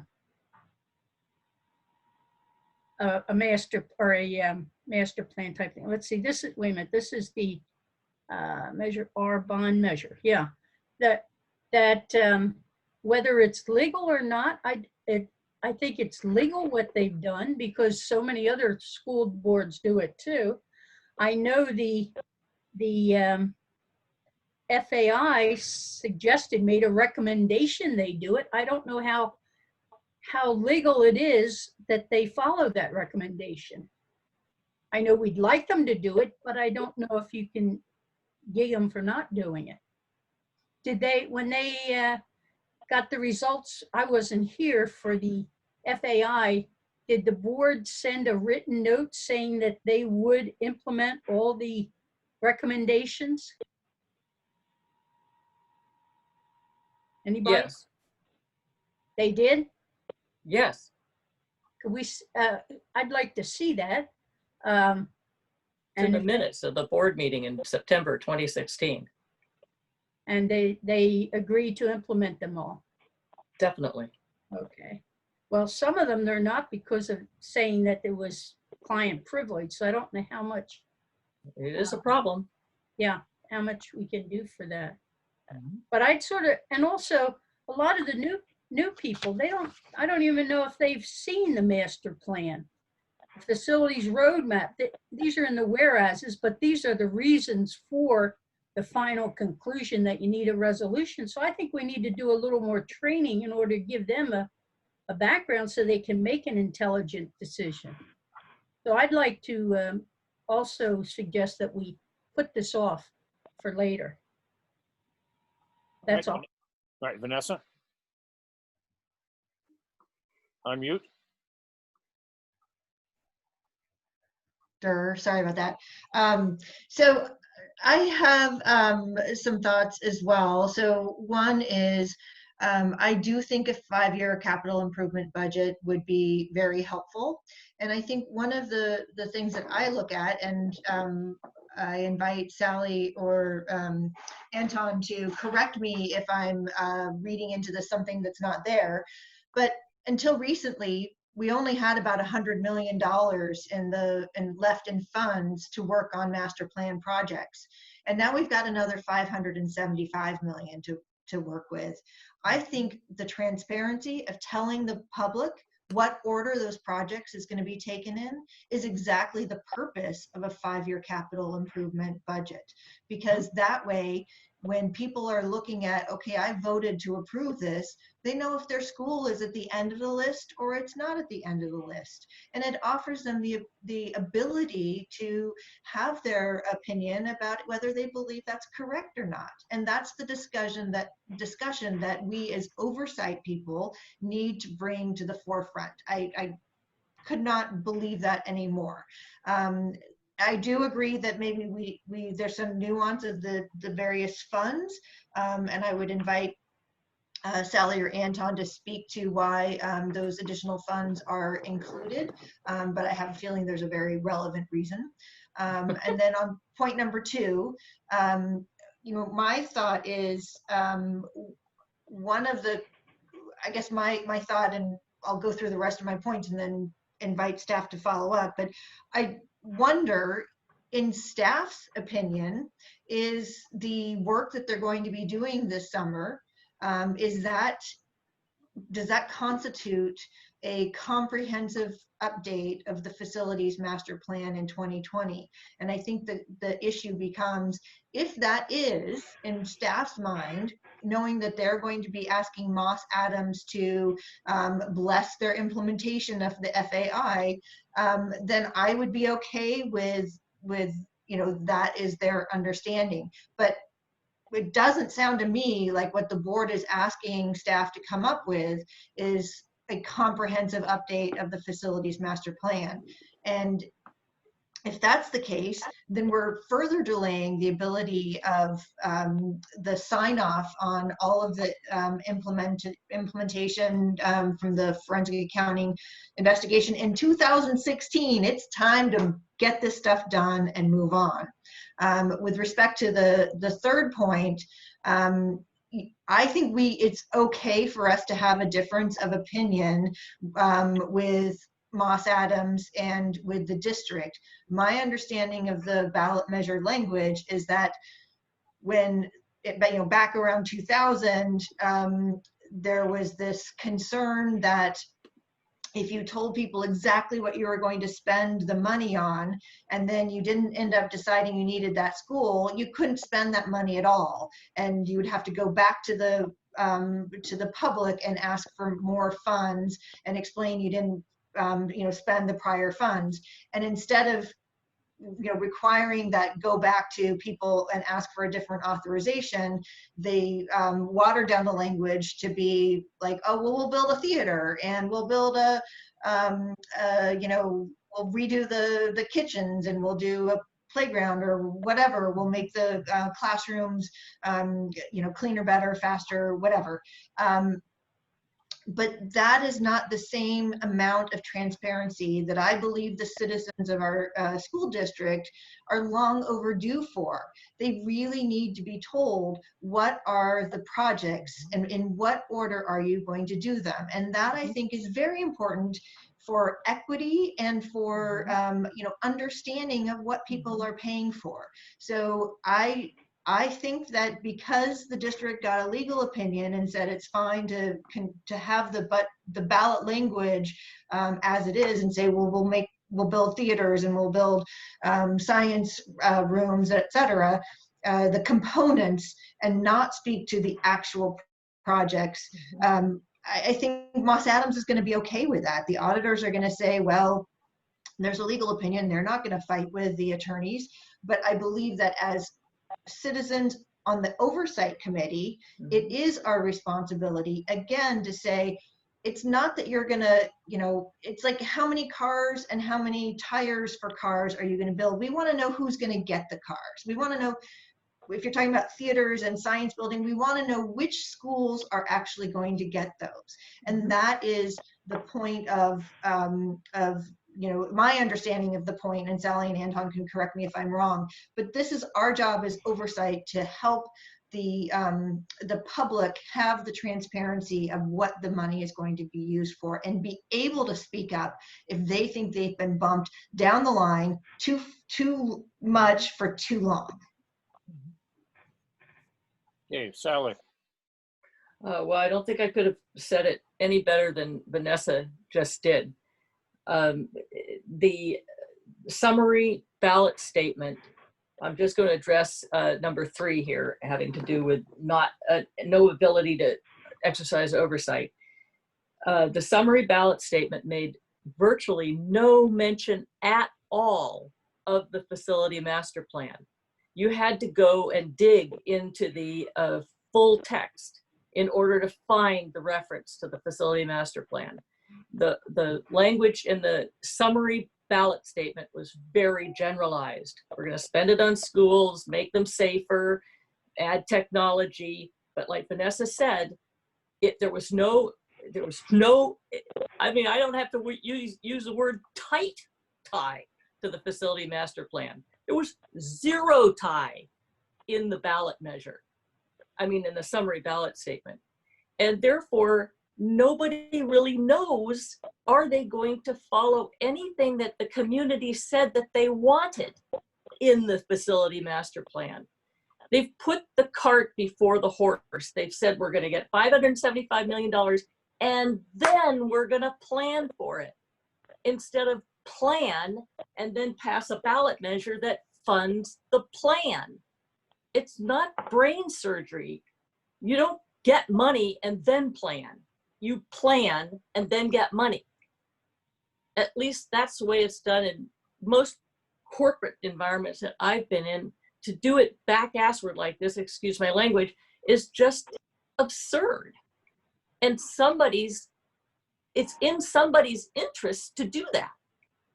It's in, I don't have to point very many fingers, but maybe they're going to go over budget.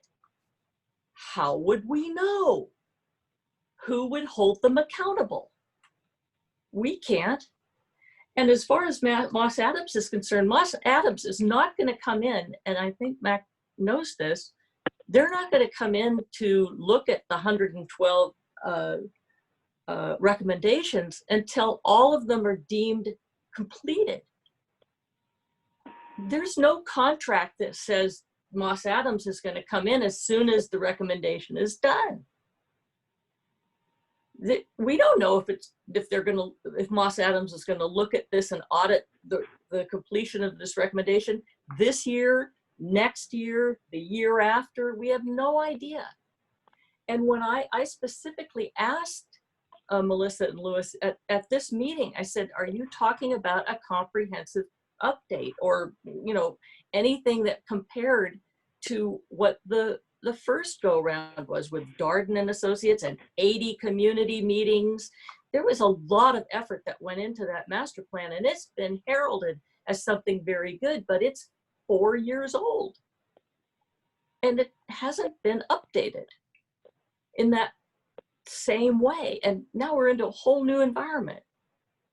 So I think as a CBOC group, we need to say now, you didn't update this. You said you would, it isn't.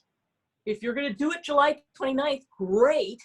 But as we're sitting here, it's not done. And do you think they're going to hire a consultant and put out contracts for consultants and do 80 meetings and so forth in the community in order to do a comprehensive update by the end of the year? I don't think so.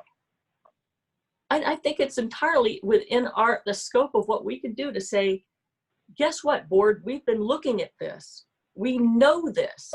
You said it was going to be done. It isn't done, and we're looking at it. We have eyes on this. And that's my feeling. Best I can say on that one. Vanessa, your hand is still up. Do you want to speak more? Or? So maybe the only thing I would say is I would be interested in staff commenting on the work that they mentioned before in July and whether it would be their understanding that that constitutes a comprehensive update. So what I would say briefly is that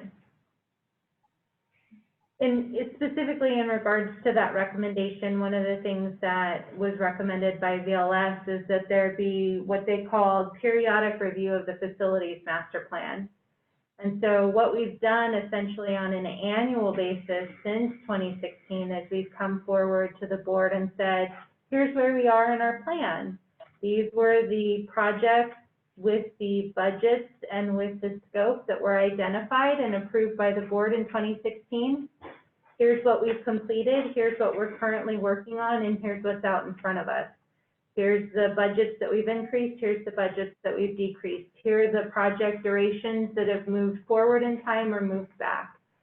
So anytime we have made any change to the plan, it's always been approved by the board. And so there have been these micro updates about where we were in the plan and how we were continuing to move that forward. And there'll be a small piece of that that'll be presented on the 29th because that's related to that site budget authorization and moving forward the $103.4 million for the remaining sites of the 2016 facilities master plan. The second piece, I think, is about this more comprehensive update. So generally speaking, the CDE recommends that districts have a facilities master plan that's updated about every 5 years. And I think CDE actually has a really good website that gives some practices and some recommendations about how to do a master plan. And I would go further and say there's a representative, Fred Yeager, who has told districts that at different kind of agency meetings that I've gone to, he's actually praised the district's facilities master plan, identifying how comprehensive it really was. Mm-hmm. So as we're gathering our thoughts and putting together the presentation to make the recommendation to the board about how to really do this more comprehensive update, I think our update is twofold. One of it is that we really want to acknowledge all of the work that was done in 2016. We're not anticipating 80 community meetings, right? There are a lot of things that there was prioritization criteria that was identified by the community. We know what the 21 sites are that haven't been modernized or rebuilt within our district. There are some things that they're the same, right? So if we did a functionality score for our site in 2016, the site didn't get better in the last 5 years. If there haven't been major improvements that have happened there, that's relatively the same.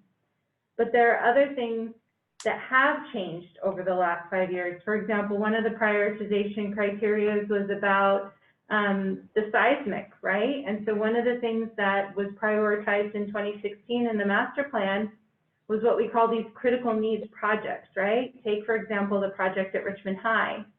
There were 2 buildings that were deemed that they needed seismic retrofit. One of them is being retrofitted, that's the classroom building, and the other one is being rebuilt.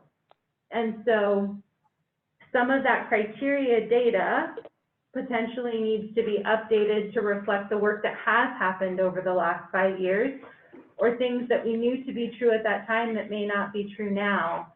And so I think, you know, really our recommendation to the board is that there is a reforming of the prioritization committee. And one of the things that's looked at is, what did we know in 2016 that's still true today? What do we know that needs to be updated to reflect where we are today, all of these years later?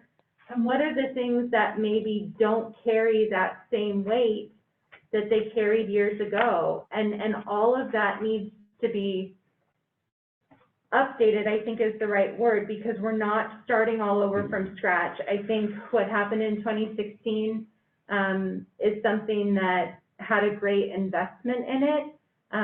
It developed an implementation plan. It identified that there was more need than there was resource, and then it set up a plan to move forward the money that we had. We need to update that information. Prioritization committee would make recommendations to the board. Data would get updated so that the decisions that are being made reflect current status. And then recommendations would go to the board on how we set up an implementation plan to continue to move forward our facilities master plan. So that's essentially, you know, a high-level summary of what we would be bringing to the board at the end of this month. Because as staff, we can update the data. We can tell you what the demographics show. We can get an engineer to go and do evaluations in terms of trying to have climate-controlled classrooms. We can update the data. That's what we do as staff. But ultimately, the determination of what that implementation plan is going to look like is going to be based on a series of options that are brought forward to the board and that the board ultimately approves. And one of the things that we think is really important is that those recommendations come with a community lens. And so I hope that kind of answers the question. That there are definitely two pieces, and one of the things that can be confusing is talking about kind of completing the plan that was approved in 2016 and then how we move the next piece forward. And I would just say, Melissa kind of just said it better, really. Updating the plan, you know, we're really focused on the 21 schools that's in the master plan and what has changed in those schools and how we look at the priority list and what has changed and how that could impact the list and how projects may shift if that's the way it works out. But we're not interested in going back and looking at all 55 schools and recreating an additional project list based upon site assessments and evaluations. That wasn't the intent of the bond, and that's not our intent of the update of the master plan. What we're really looking to do is continue to move forward the master plan that was approved in 2016, and it's just how that list may adjust, but that is our list that we're moving forward. Vanessa, does that answer your questions? I think so. So it sounds to me that with respect to item number 2, you're saying that it is what you are undertaking this month is going to be a comprehensive update of the facilities master plan, because you're looking at not throwing out the plan and starting over, but looking at the data that you have to see what updates you would have for those 21 school sites. Correct. Okay. Okay. Just one request, please. If you're not speaking, please mute yourself. We're picking up noises of people doing things. Your microphone is better than you might think. Okay, but next you got Lorraine and then Sally again. Okay.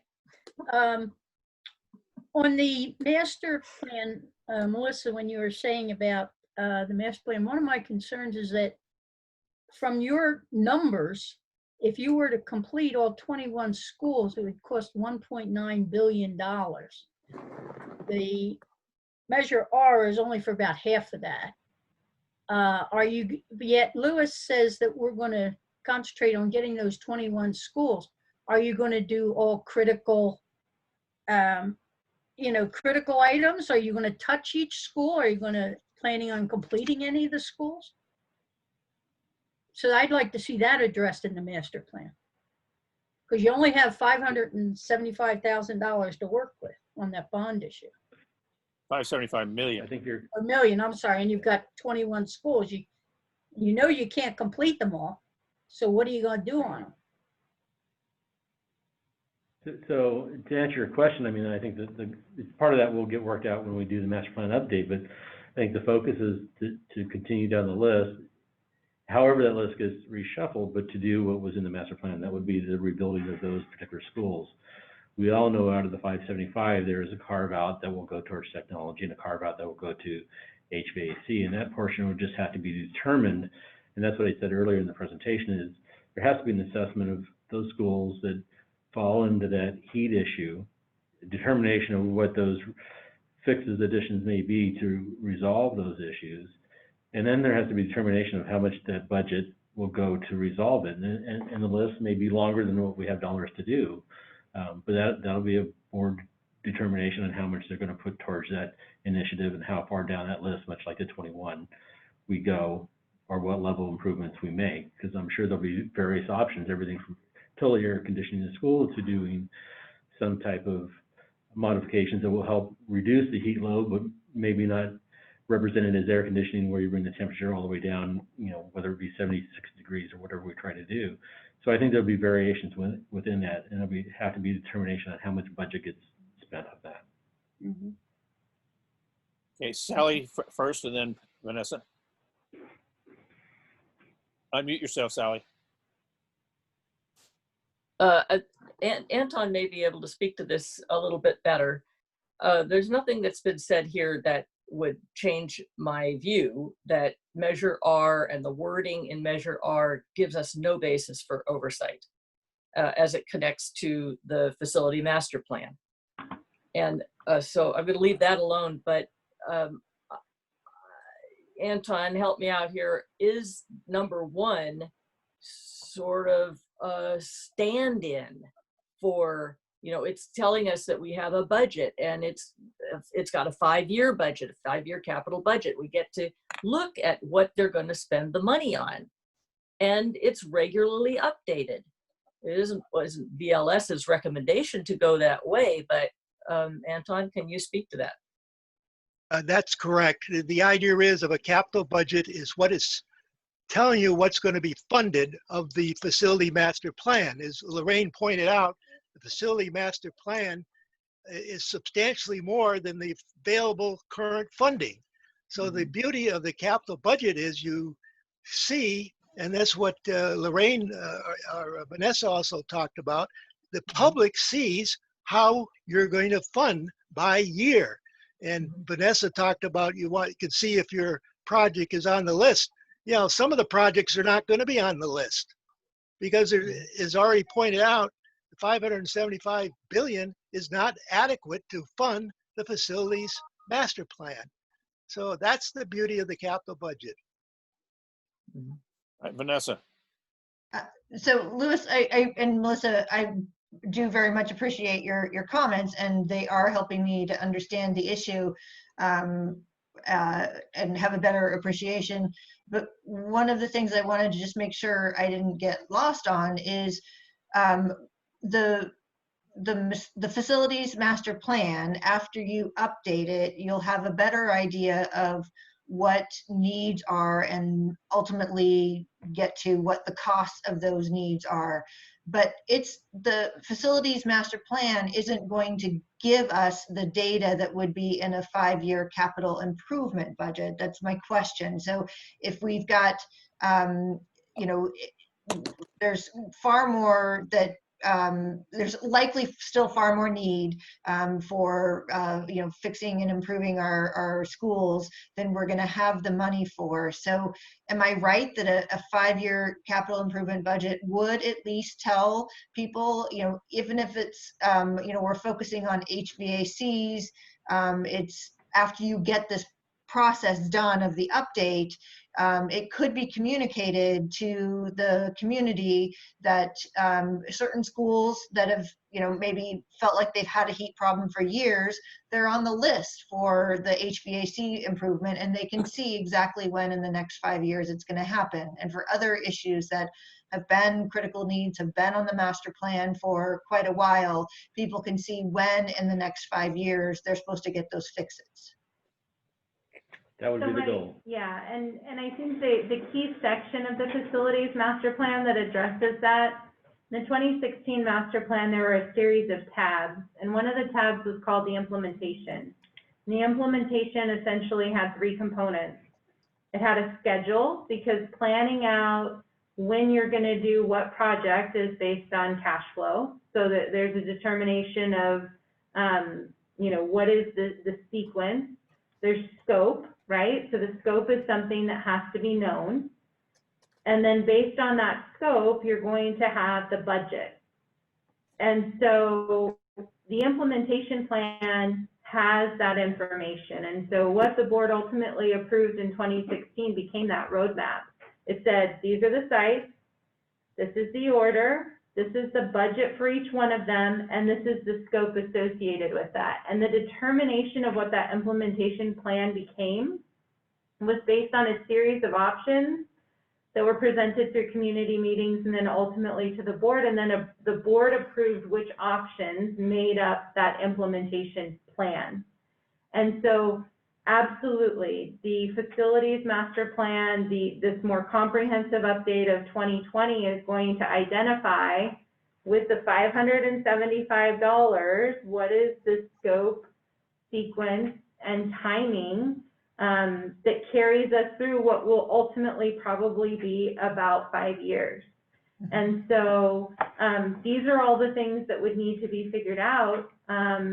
But before we can get to that place, we have to go back and look at what was the prioritization criteria, what was the metric that criteria was based on, and has the data that metric, right? What was the metric, and does that metric need to be updated? Because even though the board approved it in 2016, all of this work happened in 2015, right? And so we need to update our metrics to reflect our current district so that we can truly develop a plan that carries us forward. And that's probably one of the challenges when you're doing a facilities master plan, is you're updating it current, but you're understanding that the decisions that we're making today, we got to look 10 years out in those decisions, if not with some of these rebuilds 50 years out. And so kind of back to Lorraine's comment, when the board approved the 2016 facilities master plan, only 2 projects were deemed for complete rebuild. And all of the other projects are what we called critical needs, because there were only so many dollars and there were a lot of needs. And safety was put right at the top of that list. So then based on that prioritization criteria, those options then became a plan. The plan was specific to the areas that speak to what a long-term, multi-year facilities master plan implementation should say. And then what happens is then annually, as we have, you got to see where you are in your plan. Are projects behind? Have they moved forward? Has there been a shift in scope based on additional information that you know?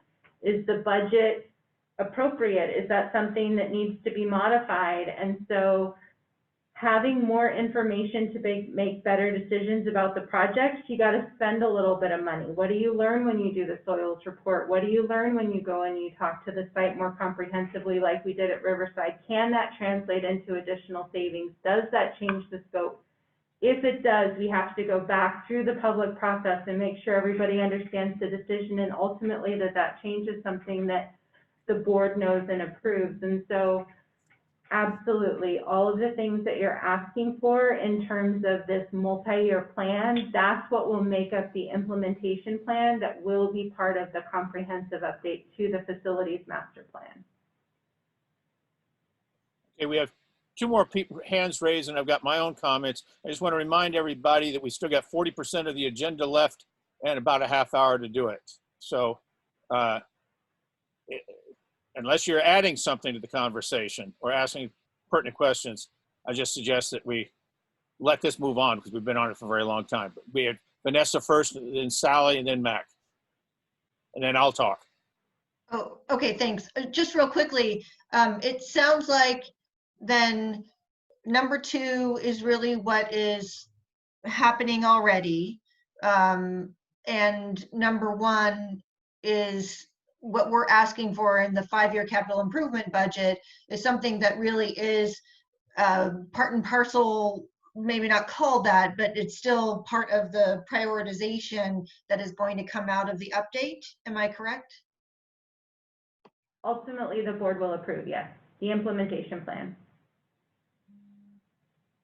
All right, Sally, then Mac. Okay, so Vanessa begged to disagree. They are not undertaking what they said they were going to in 2016. And I really appreciated what Melissa said, because she indicated that what the work that was done on the facility master plan and on BLS's report was done in 2015. So that, as far as they were concerned, that was a 5-year plan. And I want to read, which is on line 107 in our agenda. This is what the district said. This was the words, the language that the district used to answer BLS's recommendation. It said, quote, Pursuant to the recommended implementation timeline in the facility master plan and subject to available funding and board approval, district staff will complete a comprehensive update of the facility master plan in 2020, which will include all district sites. Every 5 years thereafter, staff will recommend to the board a comprehensive update of all district sites. This is district language. And in the next paragraph, they say, in the event of a future bond measure, district staff will recommend to the board that the facility master plan is referenced in the bond measure language. The recommendation will also include that projects in the facility master plan whose construction schedules fit within the time frame of the bond measure be placed in the bond measure language. This is district saying what they were going to do to answer VLS's recommendation. Language shall be recommended to the board to provide the district with flexibility in the event of a catastrophic event. Of course. But again, I want to remind everybody, they used 255 words out of 2,500. The facility master plan contains specific projects with estimated costs and recommended schedules. Any revision of the recommended scope of the facility master plan will be recommended to and approved by the board, and those changes can be reflected in the bond measure language if applicable. I'm really sorry, but they are not doing what they said they were going to do in no way. And we need to make ourselves known. We see this. And we're raising our hand and saying, guys, do what you said you were going to do. Okay, Mac? And Vanessa and Sally, lower your hands, please. Mac, unmute yourself and talk. Yeah, so eventually, Don, and I guess you want to have the final comments, but I'm going to make a motion after the end of my comments here.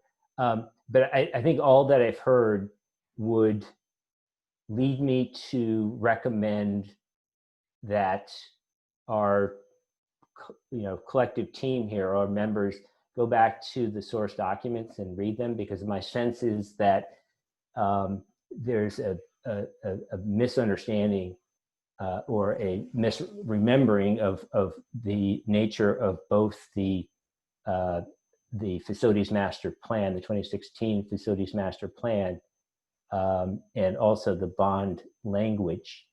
So the facilities master plan, as Melissa was just referencing, does have, I would say, all the elements as described here in this capital budget. It does have specific projects. It has a priority list.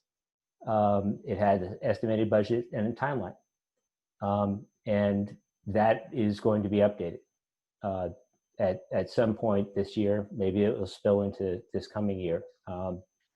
So it does seem to me that we already have what's being requested. There may be some deficiencies there, and I would hope that the proponents could come and look very carefully at the 2016 plan and say, hey, you know what?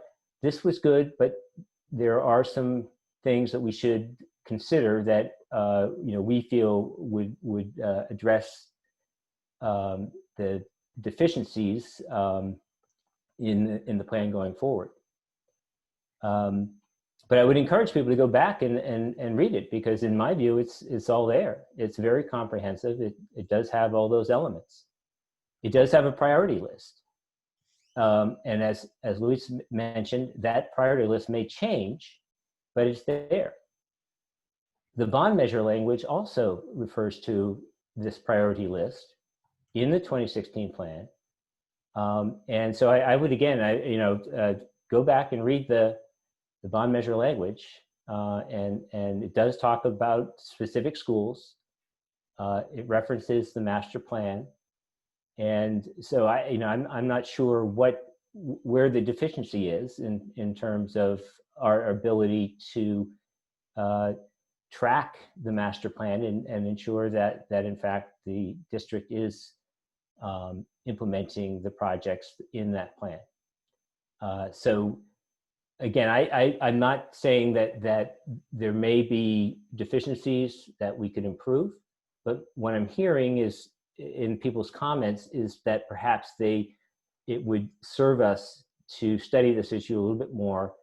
And with that, I would like to make a motion to table this issue until our next meeting and request that the proponents provide the better information in respect to deficiencies of our existing planning documents, and that the other members of the committee read over, refresh memories by going back to source documents and not, relying on secondhand information, so that we're better prepared to discuss whether this motion is necessary.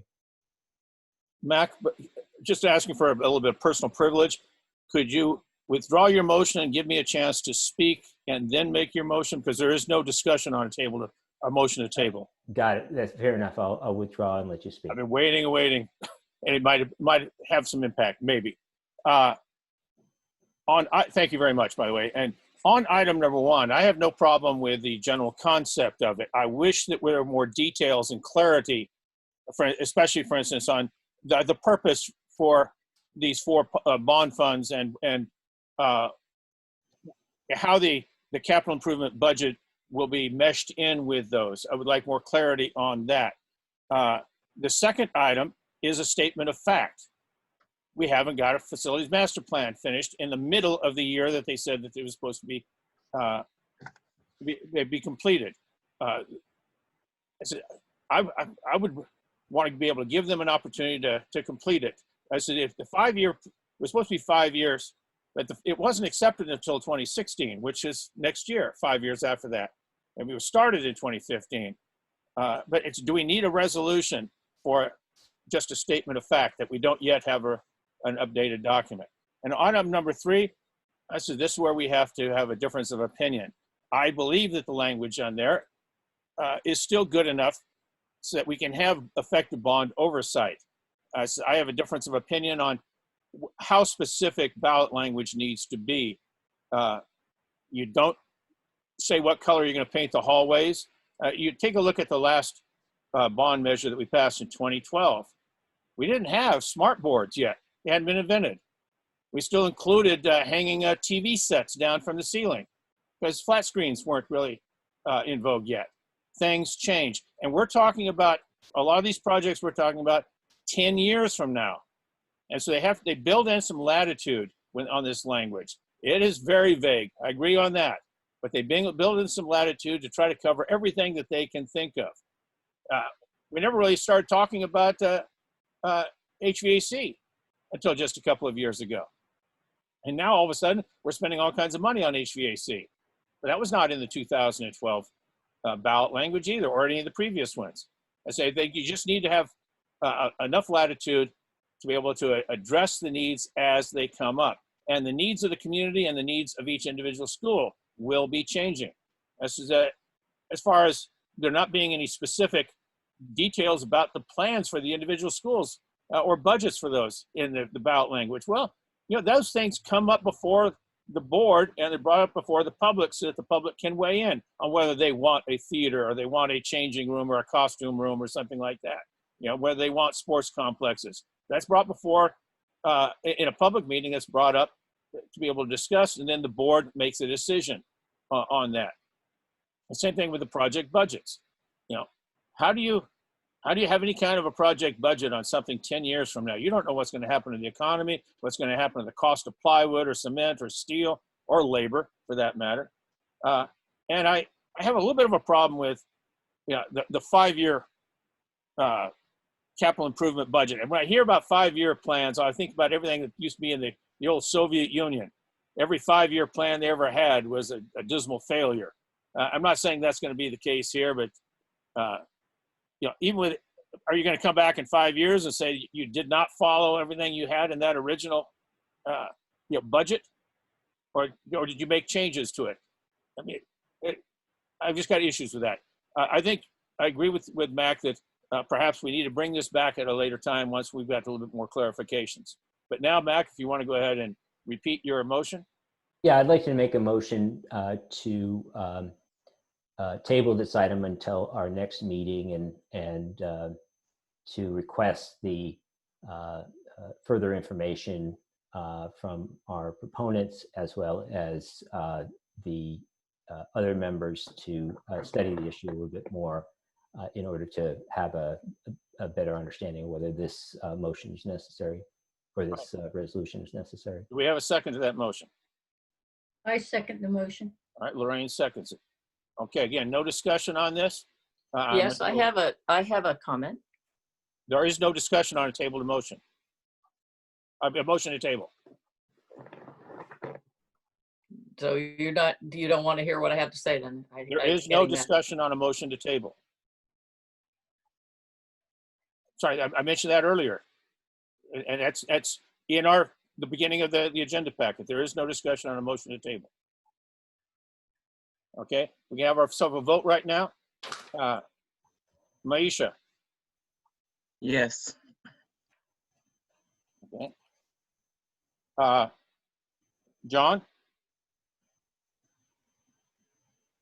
John? Yes. Okay. All right, Anton. Yes. All right, Vanessa? Yes. Okay. Lorraine? Yes. Sally?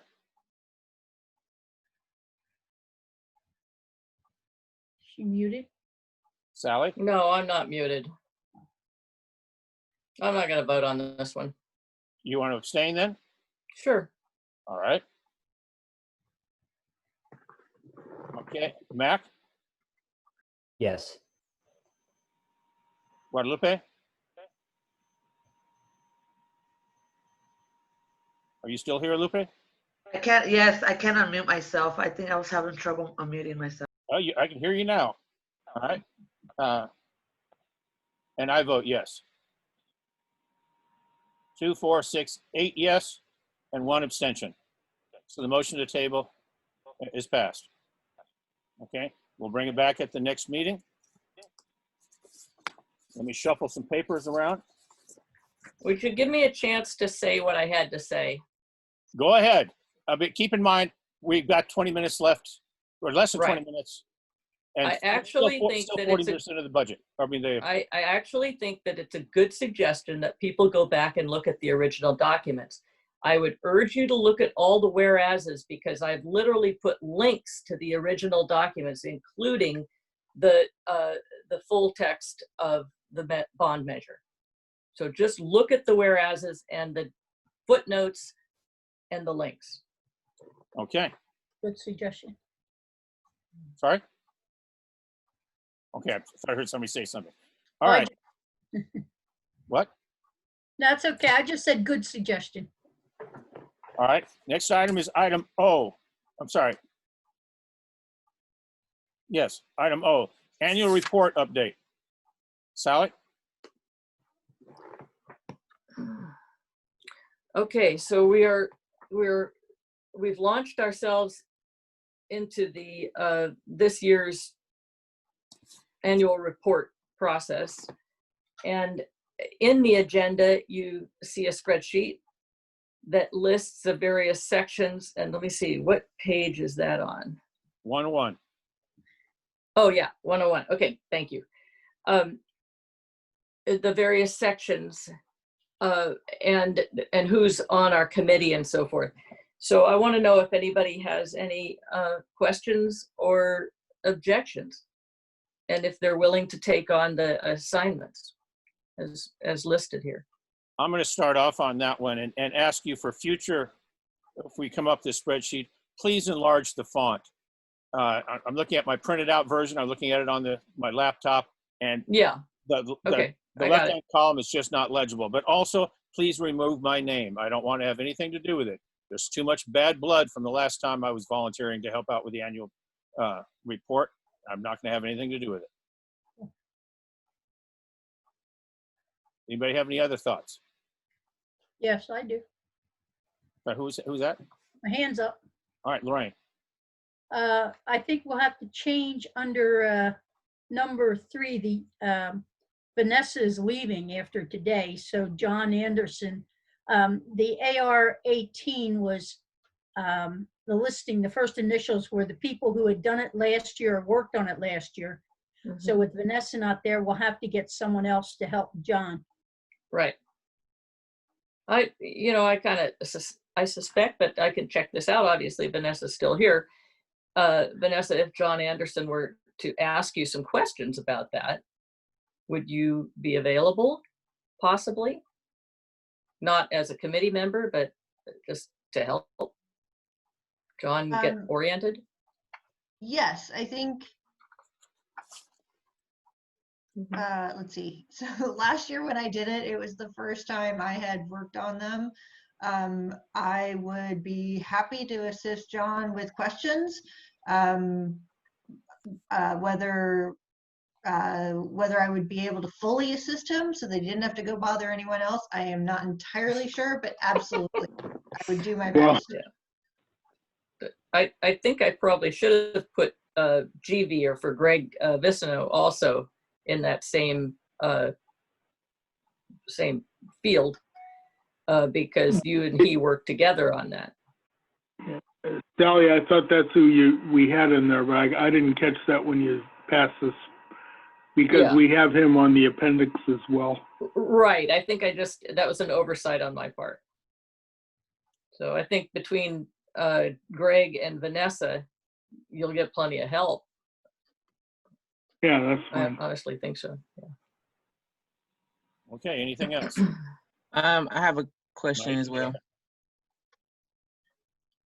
Go ahead, Mike. Is it okay? Okay. Yeah. I think I deferred to for this committee, so I don't know if my name is still on there as an oversight or what. Oh, it was one of the I committee see from members. that strange look on Sally's face, like she what? Yeah. No, I emailed you, and you emailed me back. Yeah. I'm sorry. Yeah, I think Maisha is talking about being one of the 4 committee members. I think that's. Oh, right. Oh, I'm sorry. Okay. Yeah, so you're not listed here in red. You're not a committee member, but everybody on the CBOC gets a chance to contribute to the annual report. Okay, that's nice clarification. Yeah, and so I tried to take the people that hadn't been here very much, like yourself, Maisha, and this annual report introduction. You're going to see what we wrote last year, and you're probably going to change dates on it. And it's actually one way to get familiar with what the annual report is and how it comes together. And, you've just made a contribution to it, but it's not like asking you to do, a report on the long-range facility master plan implementation status or something like that, which would take a lot more know-how to do. If you understand what I'm trying to say. I got it. Thank you. Okay. We'll help. All right. My hand's up. I see. That's what I was going to ask. Okay. Okay. Yeah, I also noticed down by Ken Burns, since Don said he doesn't want to take part in this, then it'd be Sally. Do you need anybody else to help you with that, Sally? Ken with the appendices. Yeah. No, I think those appendices are fairly straightforward. We're going to change the member roster and bios. That's probably the most that we're going to change, and then update the chronology of the annual report. Mm-hmm. Maybe put maybe something in the references and links, but I can talk to Ken about that. Okay. Also, Sally, how about giving some instruction in how to do these things? All right, Ken goes and he sees the appendix, he goes back he finds out where to get it, are we gonna have some instruction on how to insert it into the report later? That's an excellent question. So let's go to the top of this, this list for a second. I'm sorry that my computer, which I'm using, has trouble adjusting it. There we go. There's a delay in how in movement. So anyway, okay. So the first version of the annual report out of 3 versions. So there's version 1, version 2, and version 3. If you see at the top of the column, the last 3 columns on the right. And the first 2, version 1 and version 2, are put together for discussion with the CBOC. And then the last one, version 3, is the one that we bring, and it'll be brought to, you know, if all goes well, it'll be brought to the CBOC in November. And that will be when we'll ask for action to approve. So by the time we get to November, the CBOC will have seen the first 2 versions, not to mention the fact that people will have contributed their portion of it. And in the process of putting all this together, there may be some controversial commentary. There usually is. This is the 3rd time, maybe the 3rd or 4th time I've helped put an annual report together, and every time there's some sort of controversial commentary, and we have to discuss it as CBOC. So what our committee will do is we will take the submissions that people give to us, and we will see, you know, what is just no controversial whatsoever. And if something comes up, then we will bring it back to the CBOC in September and then October, and we'll have some thorough, you know, if all goes well, we'll have thorough discussion on those particular issues. And then by the time we get to November, there's really no surprises, and we've all reached a consensus about it. And I think it's in the last 2 to 3 years, we've had unanimous approval of the annual report, but it was, you know, it could have been highly contentious leading up to that, but by the time we got to it, we had general consensus. So that's an overview of the process. The dates that are put here, September 14th, October 19th, and November 9th, those are dates that we've already got on our calendars for CBOC meetings in those months. And we're sitting here in July. I believe that there is a meeting scheduled in August. And so we've actually got quite a bit of time here to prepare that version 1.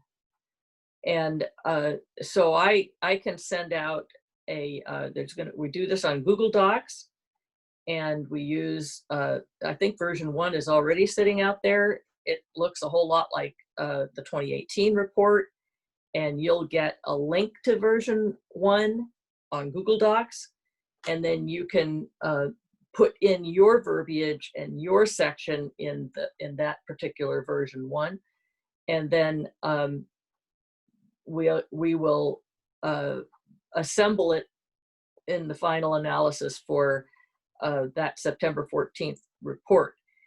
It's a little bit tricky using Google Docs because of the Brown Act. So our little committee, I think, there's only 3 of us, and that's on purpose because we can't be bigger than a quorum we can't be at or bigger than a quorum of the CBOC. Otherwise, we would have to be a standing committee and have agendas and meeting minutes and, you know, the whole Brown Act compliance issue. Right, Sally, you can now increase the size of your committee to 5. Yes, I could. Okay, well, let me keep going here. Okay, so anyway, we've got certain Brown Act limitations, and so when we get somebody submitting something, we may be able to talk to them one-on-one, but because you can't have serial emails and things like that, we have to keep the discussion about a particular submission for the annual report pretty limited.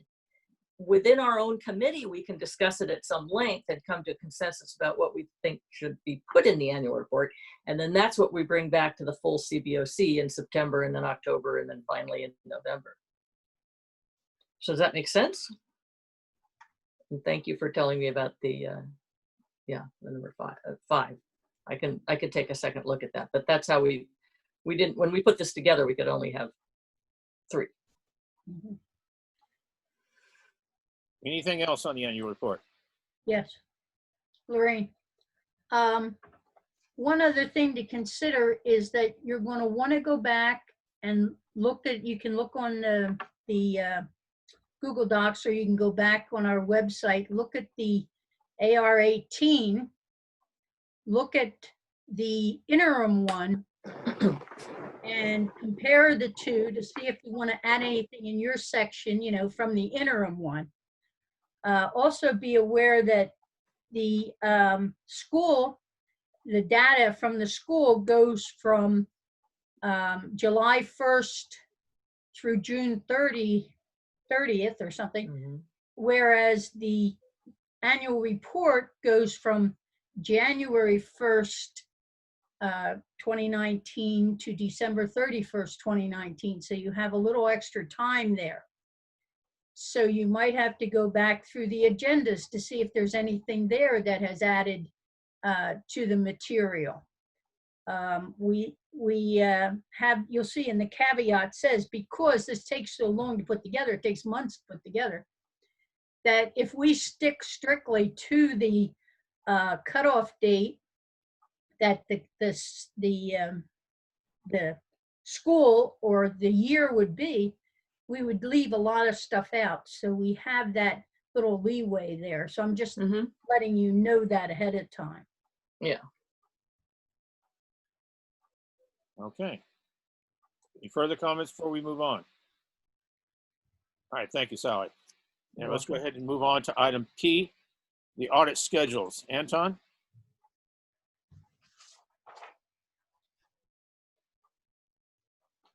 I am here. Okay. In regards to fiscal 2019, I think we should take action today in regards to the evaluations. We had a number of comments at the last meeting. I would be open to making a motion that in regards to the evaluation of Moss Adams and Christy White, that we were satisfied. So that would be my motion. Just one word evaluation? Yeah. Okay. You don't want to include any of the individual comments?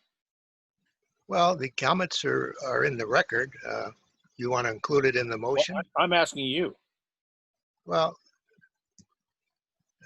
I'm proposing that the motion be that they did a satisfactory. Okay. Is there a second?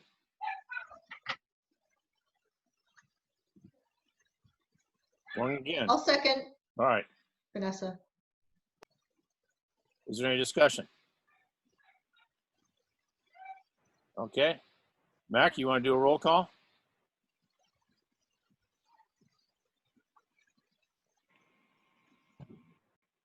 Unmute yourself, sir. Yeah, I'm working on it. Trying to do 2 things at once here. Okay, hang on a second here. I'm going to get the list right. John Anderson? Yes. Maisha Cole? Yes. Sally DeWitt? Yes. Don Gosney? Yes. Lorraine Humes? Come back to her. Okay. Vanessa Hill? Yes. Anton Jung here? Yes. Mac Moore? Yes. And Lupe Inyana? Yes. Back to Lorraine. Are you off mute? Yes. Well, she's left the room. Oh. Yeah, so Absent? It doesn't absent. matter. Yes. Okay. Okay, the motion passes. All right, so we got 8001. Okay. It would be 8002, I believe. Correct. Correct. Thank you very much. Forgot about Ken. Damn. He's only been gone for 3 hours and I've forgotten about him. Go ahead, sir. I would like to speak to the last item on the fiscal night. Can we go back to fiscal 19, please? Oh, yes. The last item on fiscal 19 is the response to the audit recommendations. Under the Ed Code, they were due within 3 months. That's not been done by the district. I would like to have it recorded in the minutes that the district is in violation of the Ed Code in regards to giving us the status. That's my motion. I don't think we need a motion. I think you've just said it. It's going to be in the record right now, and it's a statement of fact. Okay. I'm happy with that. All right. I would like it noted in the minutes in that regard. Yeah. Okay. Next item, please. You want to change the screen? I can't. Beautiful. Okay, in regards to fiscal 20, my plea here is that we need the dates. The Christy White is probably already started the comprehensive audit. I think we should try to coordinate with them in terms of the entrance conference, because Christy White does the comprehensive audit for the district, but they also do the financial audit for the bond program. It would be useful if while they're on site, we could coordinate with them in terms of the entrance conference, or if not, let's get a date. They're scheduled to have their audits out by December 15th. So again, my plea is that we get dates for the financial audit, which is now on track to be up by December 15th, unlike the performance audit, which has a March 31 date. Okay. My plea also is that the RFP, we have not seen the RFP for the performance audit. I would like to make a plea that we see that before it goes out. Also, we have no information about the 29 recommendations that were not verified in phase 1. I'd like to know if we're going to ever verify those and how we're going to do that. If I can take a step back on the Christy White things, so we don't have an audit subcommittee. We don't really have a mechanism for meeting with Christy White to come up with these dates. So I'm going to suggest, would you be willing to volunteer to be in communication through staff, of course, to try to get these some of these dates for Christy White? I'd be delighted to do that. Okay. If the chairperson asked me to do that, I would feel honored to do that. Well, if I wasn't all reclined in my recliner, I'd get down on my knees and make that request. But let's just say I'm requesting. Okay. Will do. All right. We have similar items in the performance audit. Entrance conference, exit conference dates, stuff like that. Would you like to take that on as well? Yes, sir. Please, then. Okay, I'm down on my knees. Okay. Do you have anything else on this item the items you mentioned on there about the RFP and the 29 recommendations, I see that as just following through on trying to make those things happen. Correct. Sorry? Correct. Okay. Do you have anything else on this item? No, sir. Anybody else have any comments or thoughts? Sorry. You asked me to include the Friday memo. Did you want to touch on that at all? No. Okay. I didn't want to finish up this meeting and get a bad phone call. Okay. Let's very quickly then go on to item Q, an update on the board policy, where we stand on it right now. We've discussed this past. I'm just starting this off. Everybody else weigh in if they want. We've had a discussion that we may just be prudent to wait for the new board to take office at the beginning of the year. I'm not sure that especially since nobody from the board has is responded to my letters asking to sit down and discuss these items, that anything we do may just fall on deaf ears until we've got ourselves a new board. I'm just talking out loud. Anybody else have any thoughts? Nobody? Sally, your hand is still up. Okay, last item then. Okay. If we don't have any other comments. Don, let me, my sense is that we ought to push to have that the agenda item if we get a joint meeting in September. I think that's the appropriate forum, and I think we should push on that. Oh, you mean a discussion of the board policy at the joint meeting? Yes, sir. Okay, I would agree. That was on the agenda for the. That was one of the 3 items on the agenda for the March joint meeting before it got canceled. Okay. All right then. Let's go ahead very quickly, especially since it's after 5 o'clock right now. Item R, the recruitment of new CBOC members. I just want to remind people that I lose track of time. I'm going to say 6 weeks ago, so I emailed letters essentially to each of the city council members, the county board, the 2 county supervisors, and city managers, city council members and city managers, asking for help on recruiting new members. And like a lot of things, no response. But one thing that I had done is, I checked with the patch about trying to put in some sort of notification on the patch, because you got the El Cerrito patch and you've got the Pinole Hercules patch. We've got quite a number of next doors where we can put out the request. We've got a handful, not a whole lot, but a handful of Facebook sites where we can put out a solicitation. I mean, nothing is a one size fits all solution, but do we have any other thoughts on this? I know, Anton, you had some ideas about what we should and should not do. Do you want to weigh in?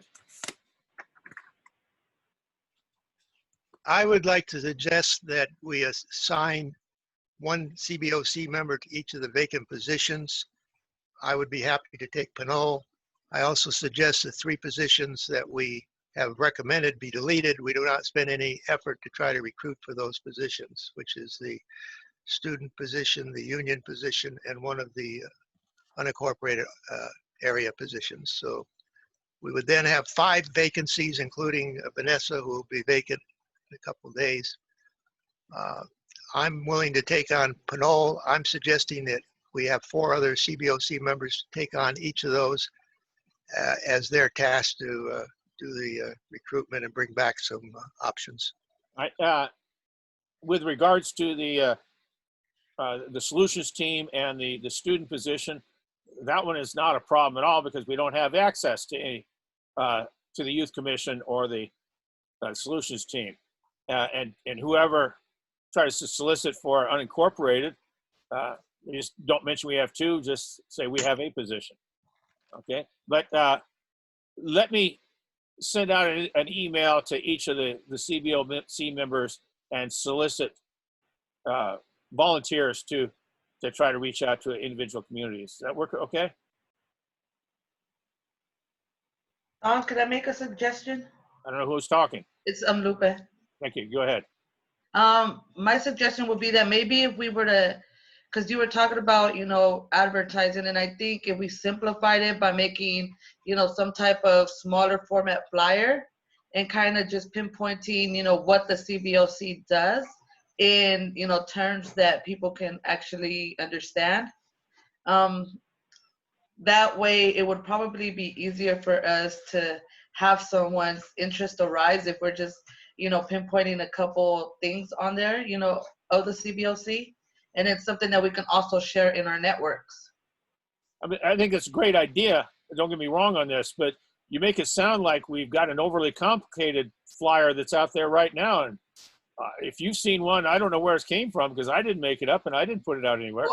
Well, I did it. I just don't want to get into like really technical, like, Citizens Bond and not really, easier terms that, it's going to kind of arise people's interest. Because every time we have anybody reach out, it's like, oh, we're looking for CBOC members, Citizens Bond Oversight Committee, but not really specifying, what the committee does. That then could turn some people away because we're not aware of what the CBOC is or what it does. Yeah.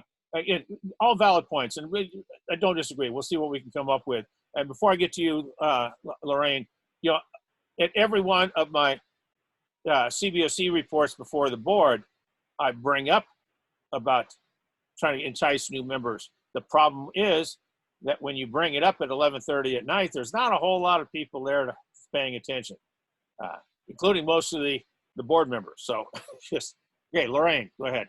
Yes, I was just going to suggest that the people like myself, I'm a taxpayer rep, the people who are representatives from groups could, at those groups, advertise for it because they may also live in areas where we don't have a rep.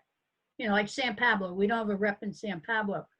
As the taxpayer group, I could ask and show the cities that are not represented and try to get someone from the taxpayers group to go join. Not as a taxpayer rep, but as a city rep. It's just a suggestion because I have people I can talk to at that group meeting. That's all great. Do we have anything else real quick? Okay, both Lupe and Lorraine, you got your hands still up. And I have something to add. Okay, your hand didn't went up, but go ahead and talk. Go ahead and talk. Okay. The annual report, at the beginning of the annual report, I think you're going to find information, let's put it that way, about the CBOC and a description. We try to be concise in it. So I would encourage people to look at that if they want something that describes what the CBOC is and what we've done in the past and what we are supposed to do and the basis for what we do being in Prop 39 and so forth. It's all right there in a few pages at the beginning of the annual report. Okay. All right. Our next item on here is item S, the new member orientation primer. Lorraine brought some information at the last meeting. She and I talked earlier this evening. We'll see about updating some of that information and bringing it back at our next meeting.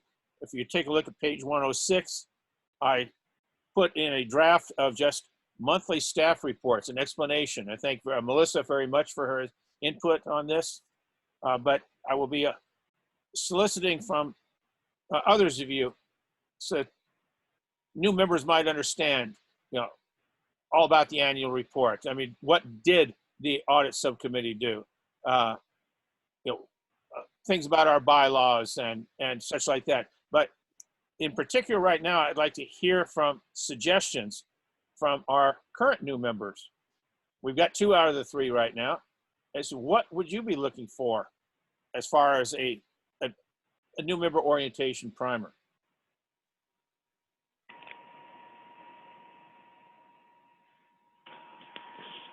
Lupe, your hand is still up. You talking or? You're muted. All right, your hand is down. I mean, Maisha and John, do you have any thoughts about what you would like? Well, I looked at what you have there as a draft, and that I wish I'd had that when I attended the first meeting back in, kind of gleaned some of it, but it's a pretty good description of what each of these things that we see from the staff each month and what we're going to learn from that. Thank you. And this is just a starting point. We will have more on it. And I think on our committee meeting on the report committee, I talked to Sally about that from that particular committee, there might be a good idea to put together a couple of pages on just how you, I use the word manipulate things in the report, in which, more of the mechanics than anything else. Okay. Maisha, you have any thoughts? Things that would be helpful for you? I think that this would have been helpful at the beginning as well, and also, and I don't mean this to sound inconsiderate, but I think honest assessment of the time commitment. I think these 3-hour meetings are a little difficult to someone who has a full-time job. So I'm having a challenge with this at the beginning, and I'm actually committed to staying on the committee, but this is becoming a concern for me. I do understand that. And one item that's not mentioned here is, of course, we will be having a Cliff Notes version of the Brown Act. So we have a better idea. The Brown Act itself is rather hefty, but most of it does not apply to the kinds of meetings that we have. But we'll try to put something together to make it easier for people to understand just how the Brown Act works. I mean, we had a big issue just about a year ago about the Google Docs and the annual committee. We had to get an opinion from our independent counsel on what we could do and could not do and still stay out of the Brown Act prison. But we have any thoughts right now? Keep in mind, I'm going to be putting out solicitation to each one of you offline. But do you have anything you want to bring up now about things to include in new member information? I'm sorry, Anton had brought up a possibility of a 1-hour Zoom meetings videotaped. We might be better off, coming up with a script and putting something together and putting together a video of it that we can put the video on our site. Anything, take a look at what your screen is right now. This is not our best foot forward as far as a presentation, Zoom meetings. But it was a video that somebody could play and then we watch back at any time might be more helpful. But again, anybody else have any thoughts? I do. Okay, go ahead. Maisha, I've been over about a year here, and I agree with you. It's quite overwhelming when you first start. What hit me first was the 3 day to read all the agenda, but it does get easier and it does go faster. Another thing is that the primer that I put up last week was who is important, how to find them. And I think that's important in everything we talk about. For instance, if you're going to be talking about the facilities master plan, to say what it is, to say where you can find it when you're doing the training. So it's not just going to be on a couple items. We're hopefully going to get several items, do it. And Anton had an excellent suggestion about having, like Don said, he had said 4 Zoom meetings, but maybe 15 minutes each on each topic. And so either we do it in the video or we do it the Zoom meeting. So it's just a get to know what's out there. Because right now, I don't think you know what you need to know, or what to ask about, new members. I'm going from the way I was. And so I think this is a good idea, and I think we should put some effort into it. Okay. I agree. And so we will be moving forward with this with trying to get more input from you on an individual basis. May I just add real quickly? I do really appreciate Anton's the topics. So under each topic, he has subtopics, and those are really, really helpful. Like Robert's Rules of Order, things like that are really important for new members as well. Okay. All right. Considering that it's 5:16 right now, Lorraine, would you be upset if we deferred your moving the CBOC forward to the next meeting? No. Okay. Because we only have one real item left, and it's more time sensitive. Item U, WCCUSD board elections and CBOC independence. I'm going to turn this over to Mac. Unmute yourself, sir. Yeah, I've got there. Thank you, Don. So we have election season upon us, or just starting. And I wanted to have an open and frank discussion about how that relates to the CBOC. My issues go back all the way to 2016, the election cycle there, when we had, I think, 3 or 4 members of the CBOC running for the board. And that as a new member at that time, I was sort of taken aback by that. I was particularly troubled by a situation where Tom Panis, who was our chair at the time, was getting substantial campaign contributions from a political action committee that was associated with a local real estate developer who also then and now leases private buildings to school facilities, with charter schools in the district, and at the time was promoting that business model as a alternative to traditional bond-funded, school construction. And I saw that as a potential conflict, and I was troubled by the fact that those contributions were not disclosed to other members of the CBOC at the time. So fast forward to this year, because of that, I wanted to have at least an open discussion about some of these issues and get other members' opinions on this subject. Currently, we have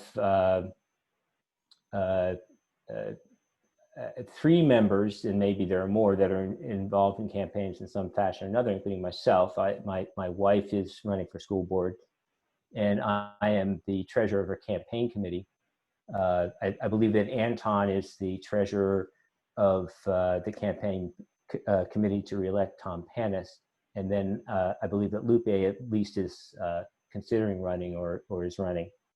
So it's a real issue. We do have these points coming up.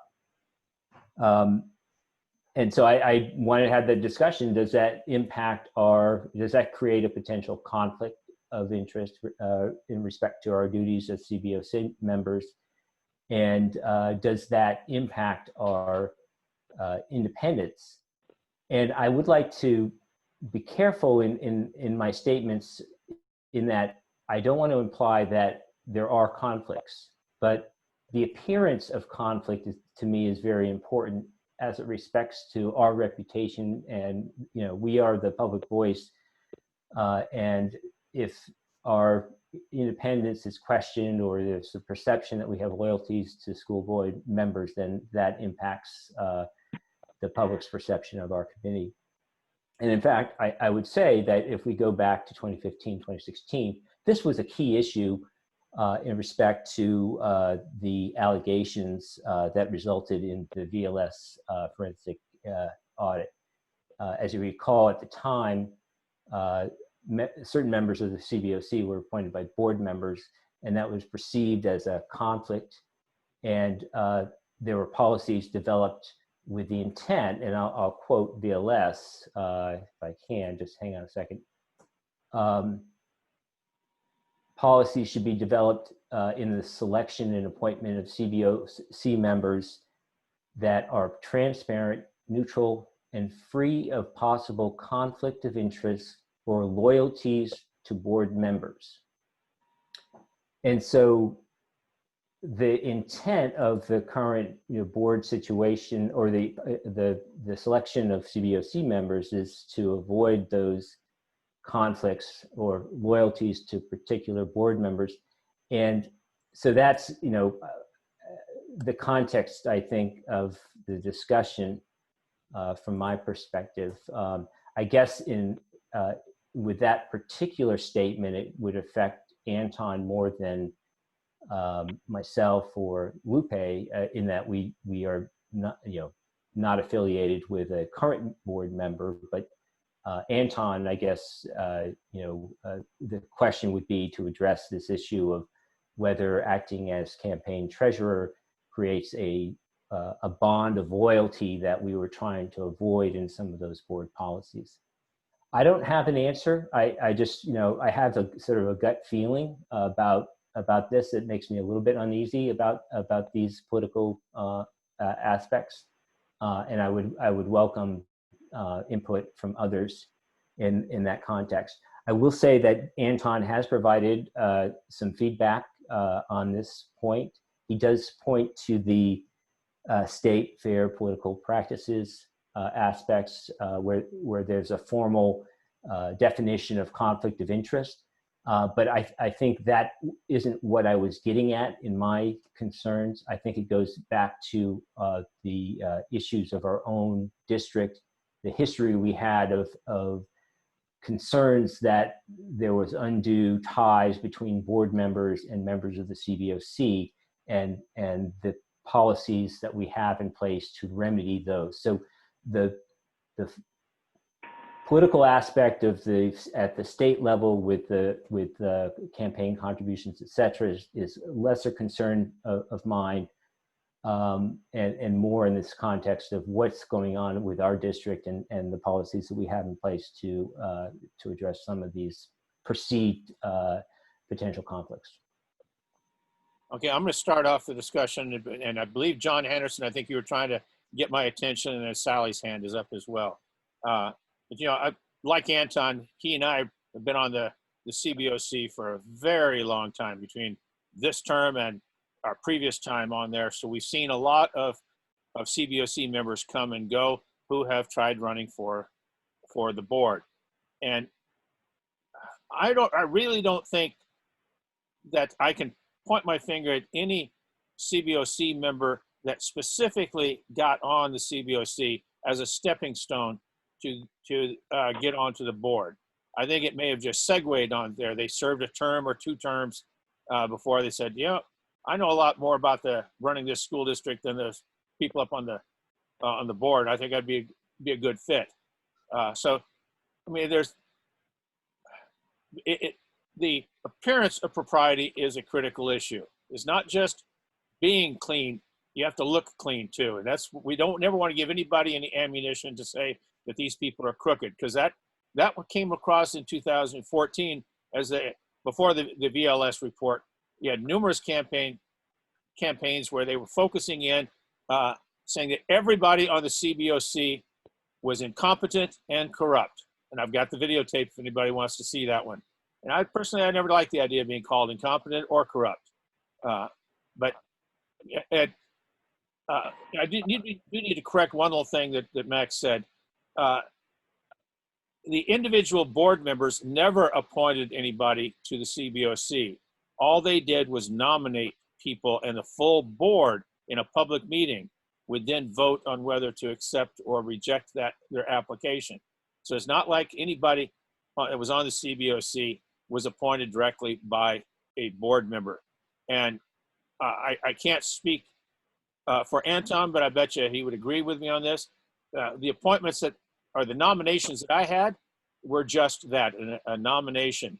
Nobody can tell me what to do on the CBOC. And I bet you the same thing with Anton. He was his own man. He thought his own way, irrespective of whoever nominated him. Same thing with those representing a city. It used to be where the city council would nominate somebody. That CBOC member had to have to go back to that city council every month and say, you know, how am I supposed to vote? How am I supposed to think? I just don't think that was the case. But there always is a concern when you have potentially a conflict of interest. And I mean, all I would suggest is that we just be leery of this, watch out for it, make sure that we don't give anybody ammunition to point their fingers at us and demand that we spend another $2 or $3 million on another forensic investigation on this. And now, so John, did you actually want to speak?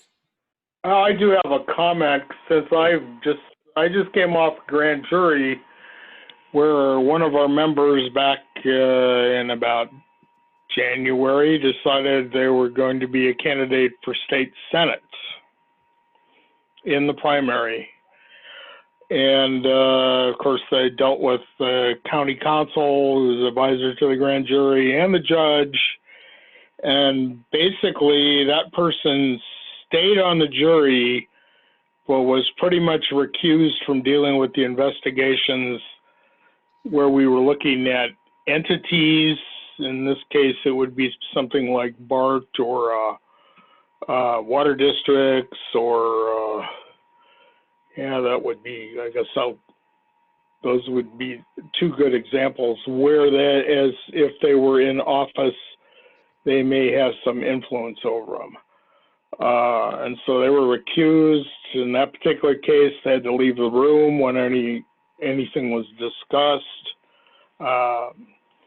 Stayed on all the way through the end, even though that person is the candidate in the senatorial state senate. But it was just something that you have to be very careful about. I really didn't, personally, from my standpoint, I thought the person should have resigned from the jury. But I didn't see any kind of undue influence, and we had, pretty much a check on they just weren't engaged in the stuff that they might be perceived to have some influence on in the future. Okay.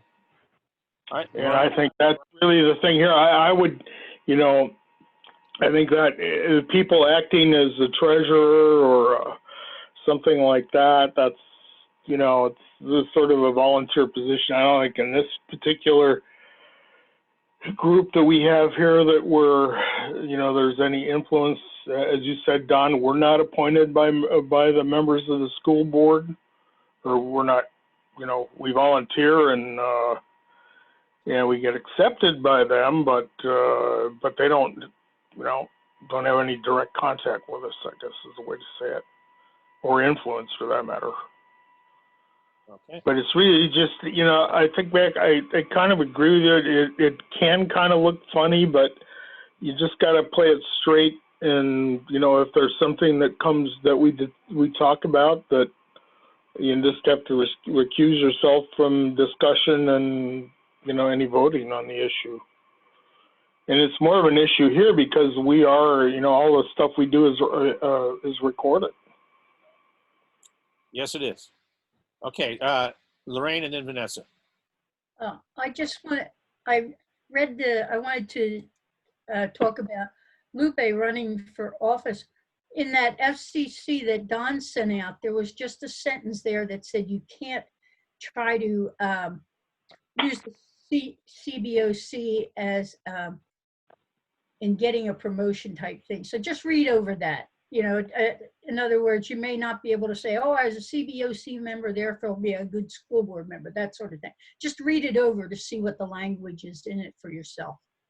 I don't think you do anything like, And by the way, I mean, even though I emailed that out to everybody this afternoon, Anton is the one that provided it to. Yeah. So, okay, we have Vanessa and then Sally. I was just going to say really quickly that I think that given that our bond oversight committee is pretty active and strenuously, endeavoring to provide oversight, I think the risk is more often that because of the risk to our committee would be that because of purported or the appearance of cozy relationships with individual board members, that somehow there is the likelihood of untoward influence on decision making, and I don't see that here. So I really appreciate that the subject is being raised and aired, and I think that we don't actually have any conflicts. Thank you. Sally. I think that I'm glad to see this being brought up also, but I'm not sure why. I mean, I can see arguments for the board recusing itself in certain instances. For example, if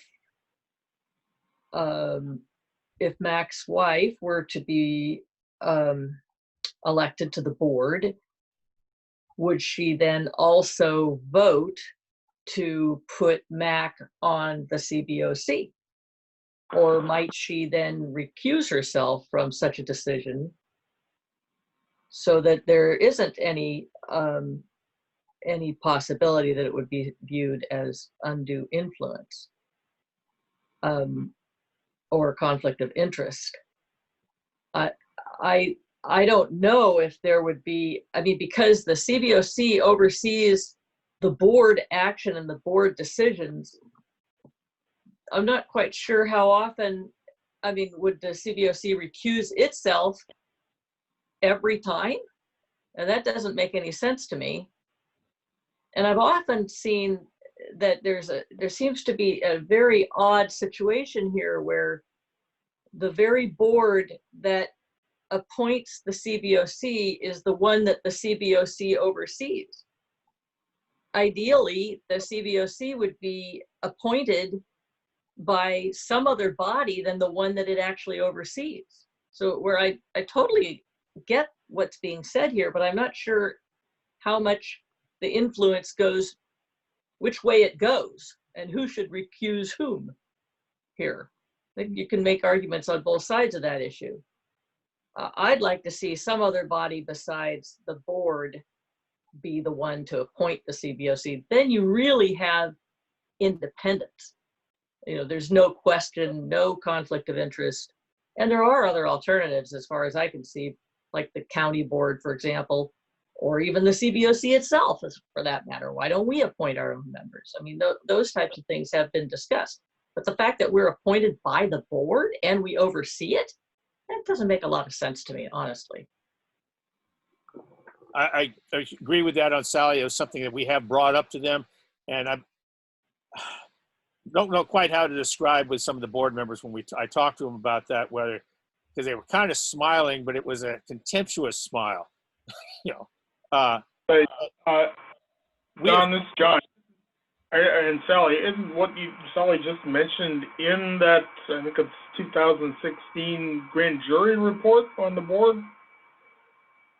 Or there's a grand jury report from several years ago out there on the CBOC that they don't seem to have accepted any of their recommendations. Or they accepted them and didn't follow through on them. I think that's the case. And that was one of the issues, is I haven't read it in about a month, that the board appoints the people that oversee it. The board does not appoint them. All the board does is approve their nomination. They approve them. Yes. I mean, it's a fine line, but it's an important fine line. You know, we have had in our bylaws for quite some time about being able to use your affiliation with the CBOC. And I'm not just saying this because I'm staring at Guadalupe's picture right here, and because she's running for school board. I'm mentioning it on the record so that just a reminder for any of you, the rest of you that decide to run for future elections. Or still, we got the filing deadline is another 3.5 weeks, so maybe 3 or 4 of you are going to decide to run. Okay, but you cannot use your affiliation with the CBOC to promote yourself, for office. You can use it as an identifier, saying you're a member of the CBOC, but you cannot, like on your campaign poster, Don Gosney, chair of the CBOC. That's clearly misusing it for advertising and campaigning purposes. But it's just like when you have a list of endorsees at the bottom, they put a little asterisk, for identification only. It's a fine line, and I know we don't have to say this to Lupe, but sometimes you got to say, just like with your kids, drive safe, put on your sweater. Oh, Mom, do I really have to? Okay, but sometimes you just have to repeat things that people already know. So I don't think we've got ourselves an issue here, but I'm glad that Mac brought it up, because we need to go on record as having talked about it and discussed it and reminded the whole world that we need to walk that fine line. Okay, do we have any other comments? Well, if we don't have any more comments, I just want to kind of finish this meeting up. You've got the calendar in front of you. Do we have any future agenda topics? All right, hearing none, Our next scheduled meeting is August 10th. And I'm going to close the meeting off and say, Vanessa, you got one more chance. I can get you the application. If we split, I can ramrod it through. Yes, we can. Don't be smiling like that. Yeah, we can make it happen. No? All right. With that, then, Sorry, I got a full-time job. I got 2 kids, one of whom I probably will be homeschooling, and yeah.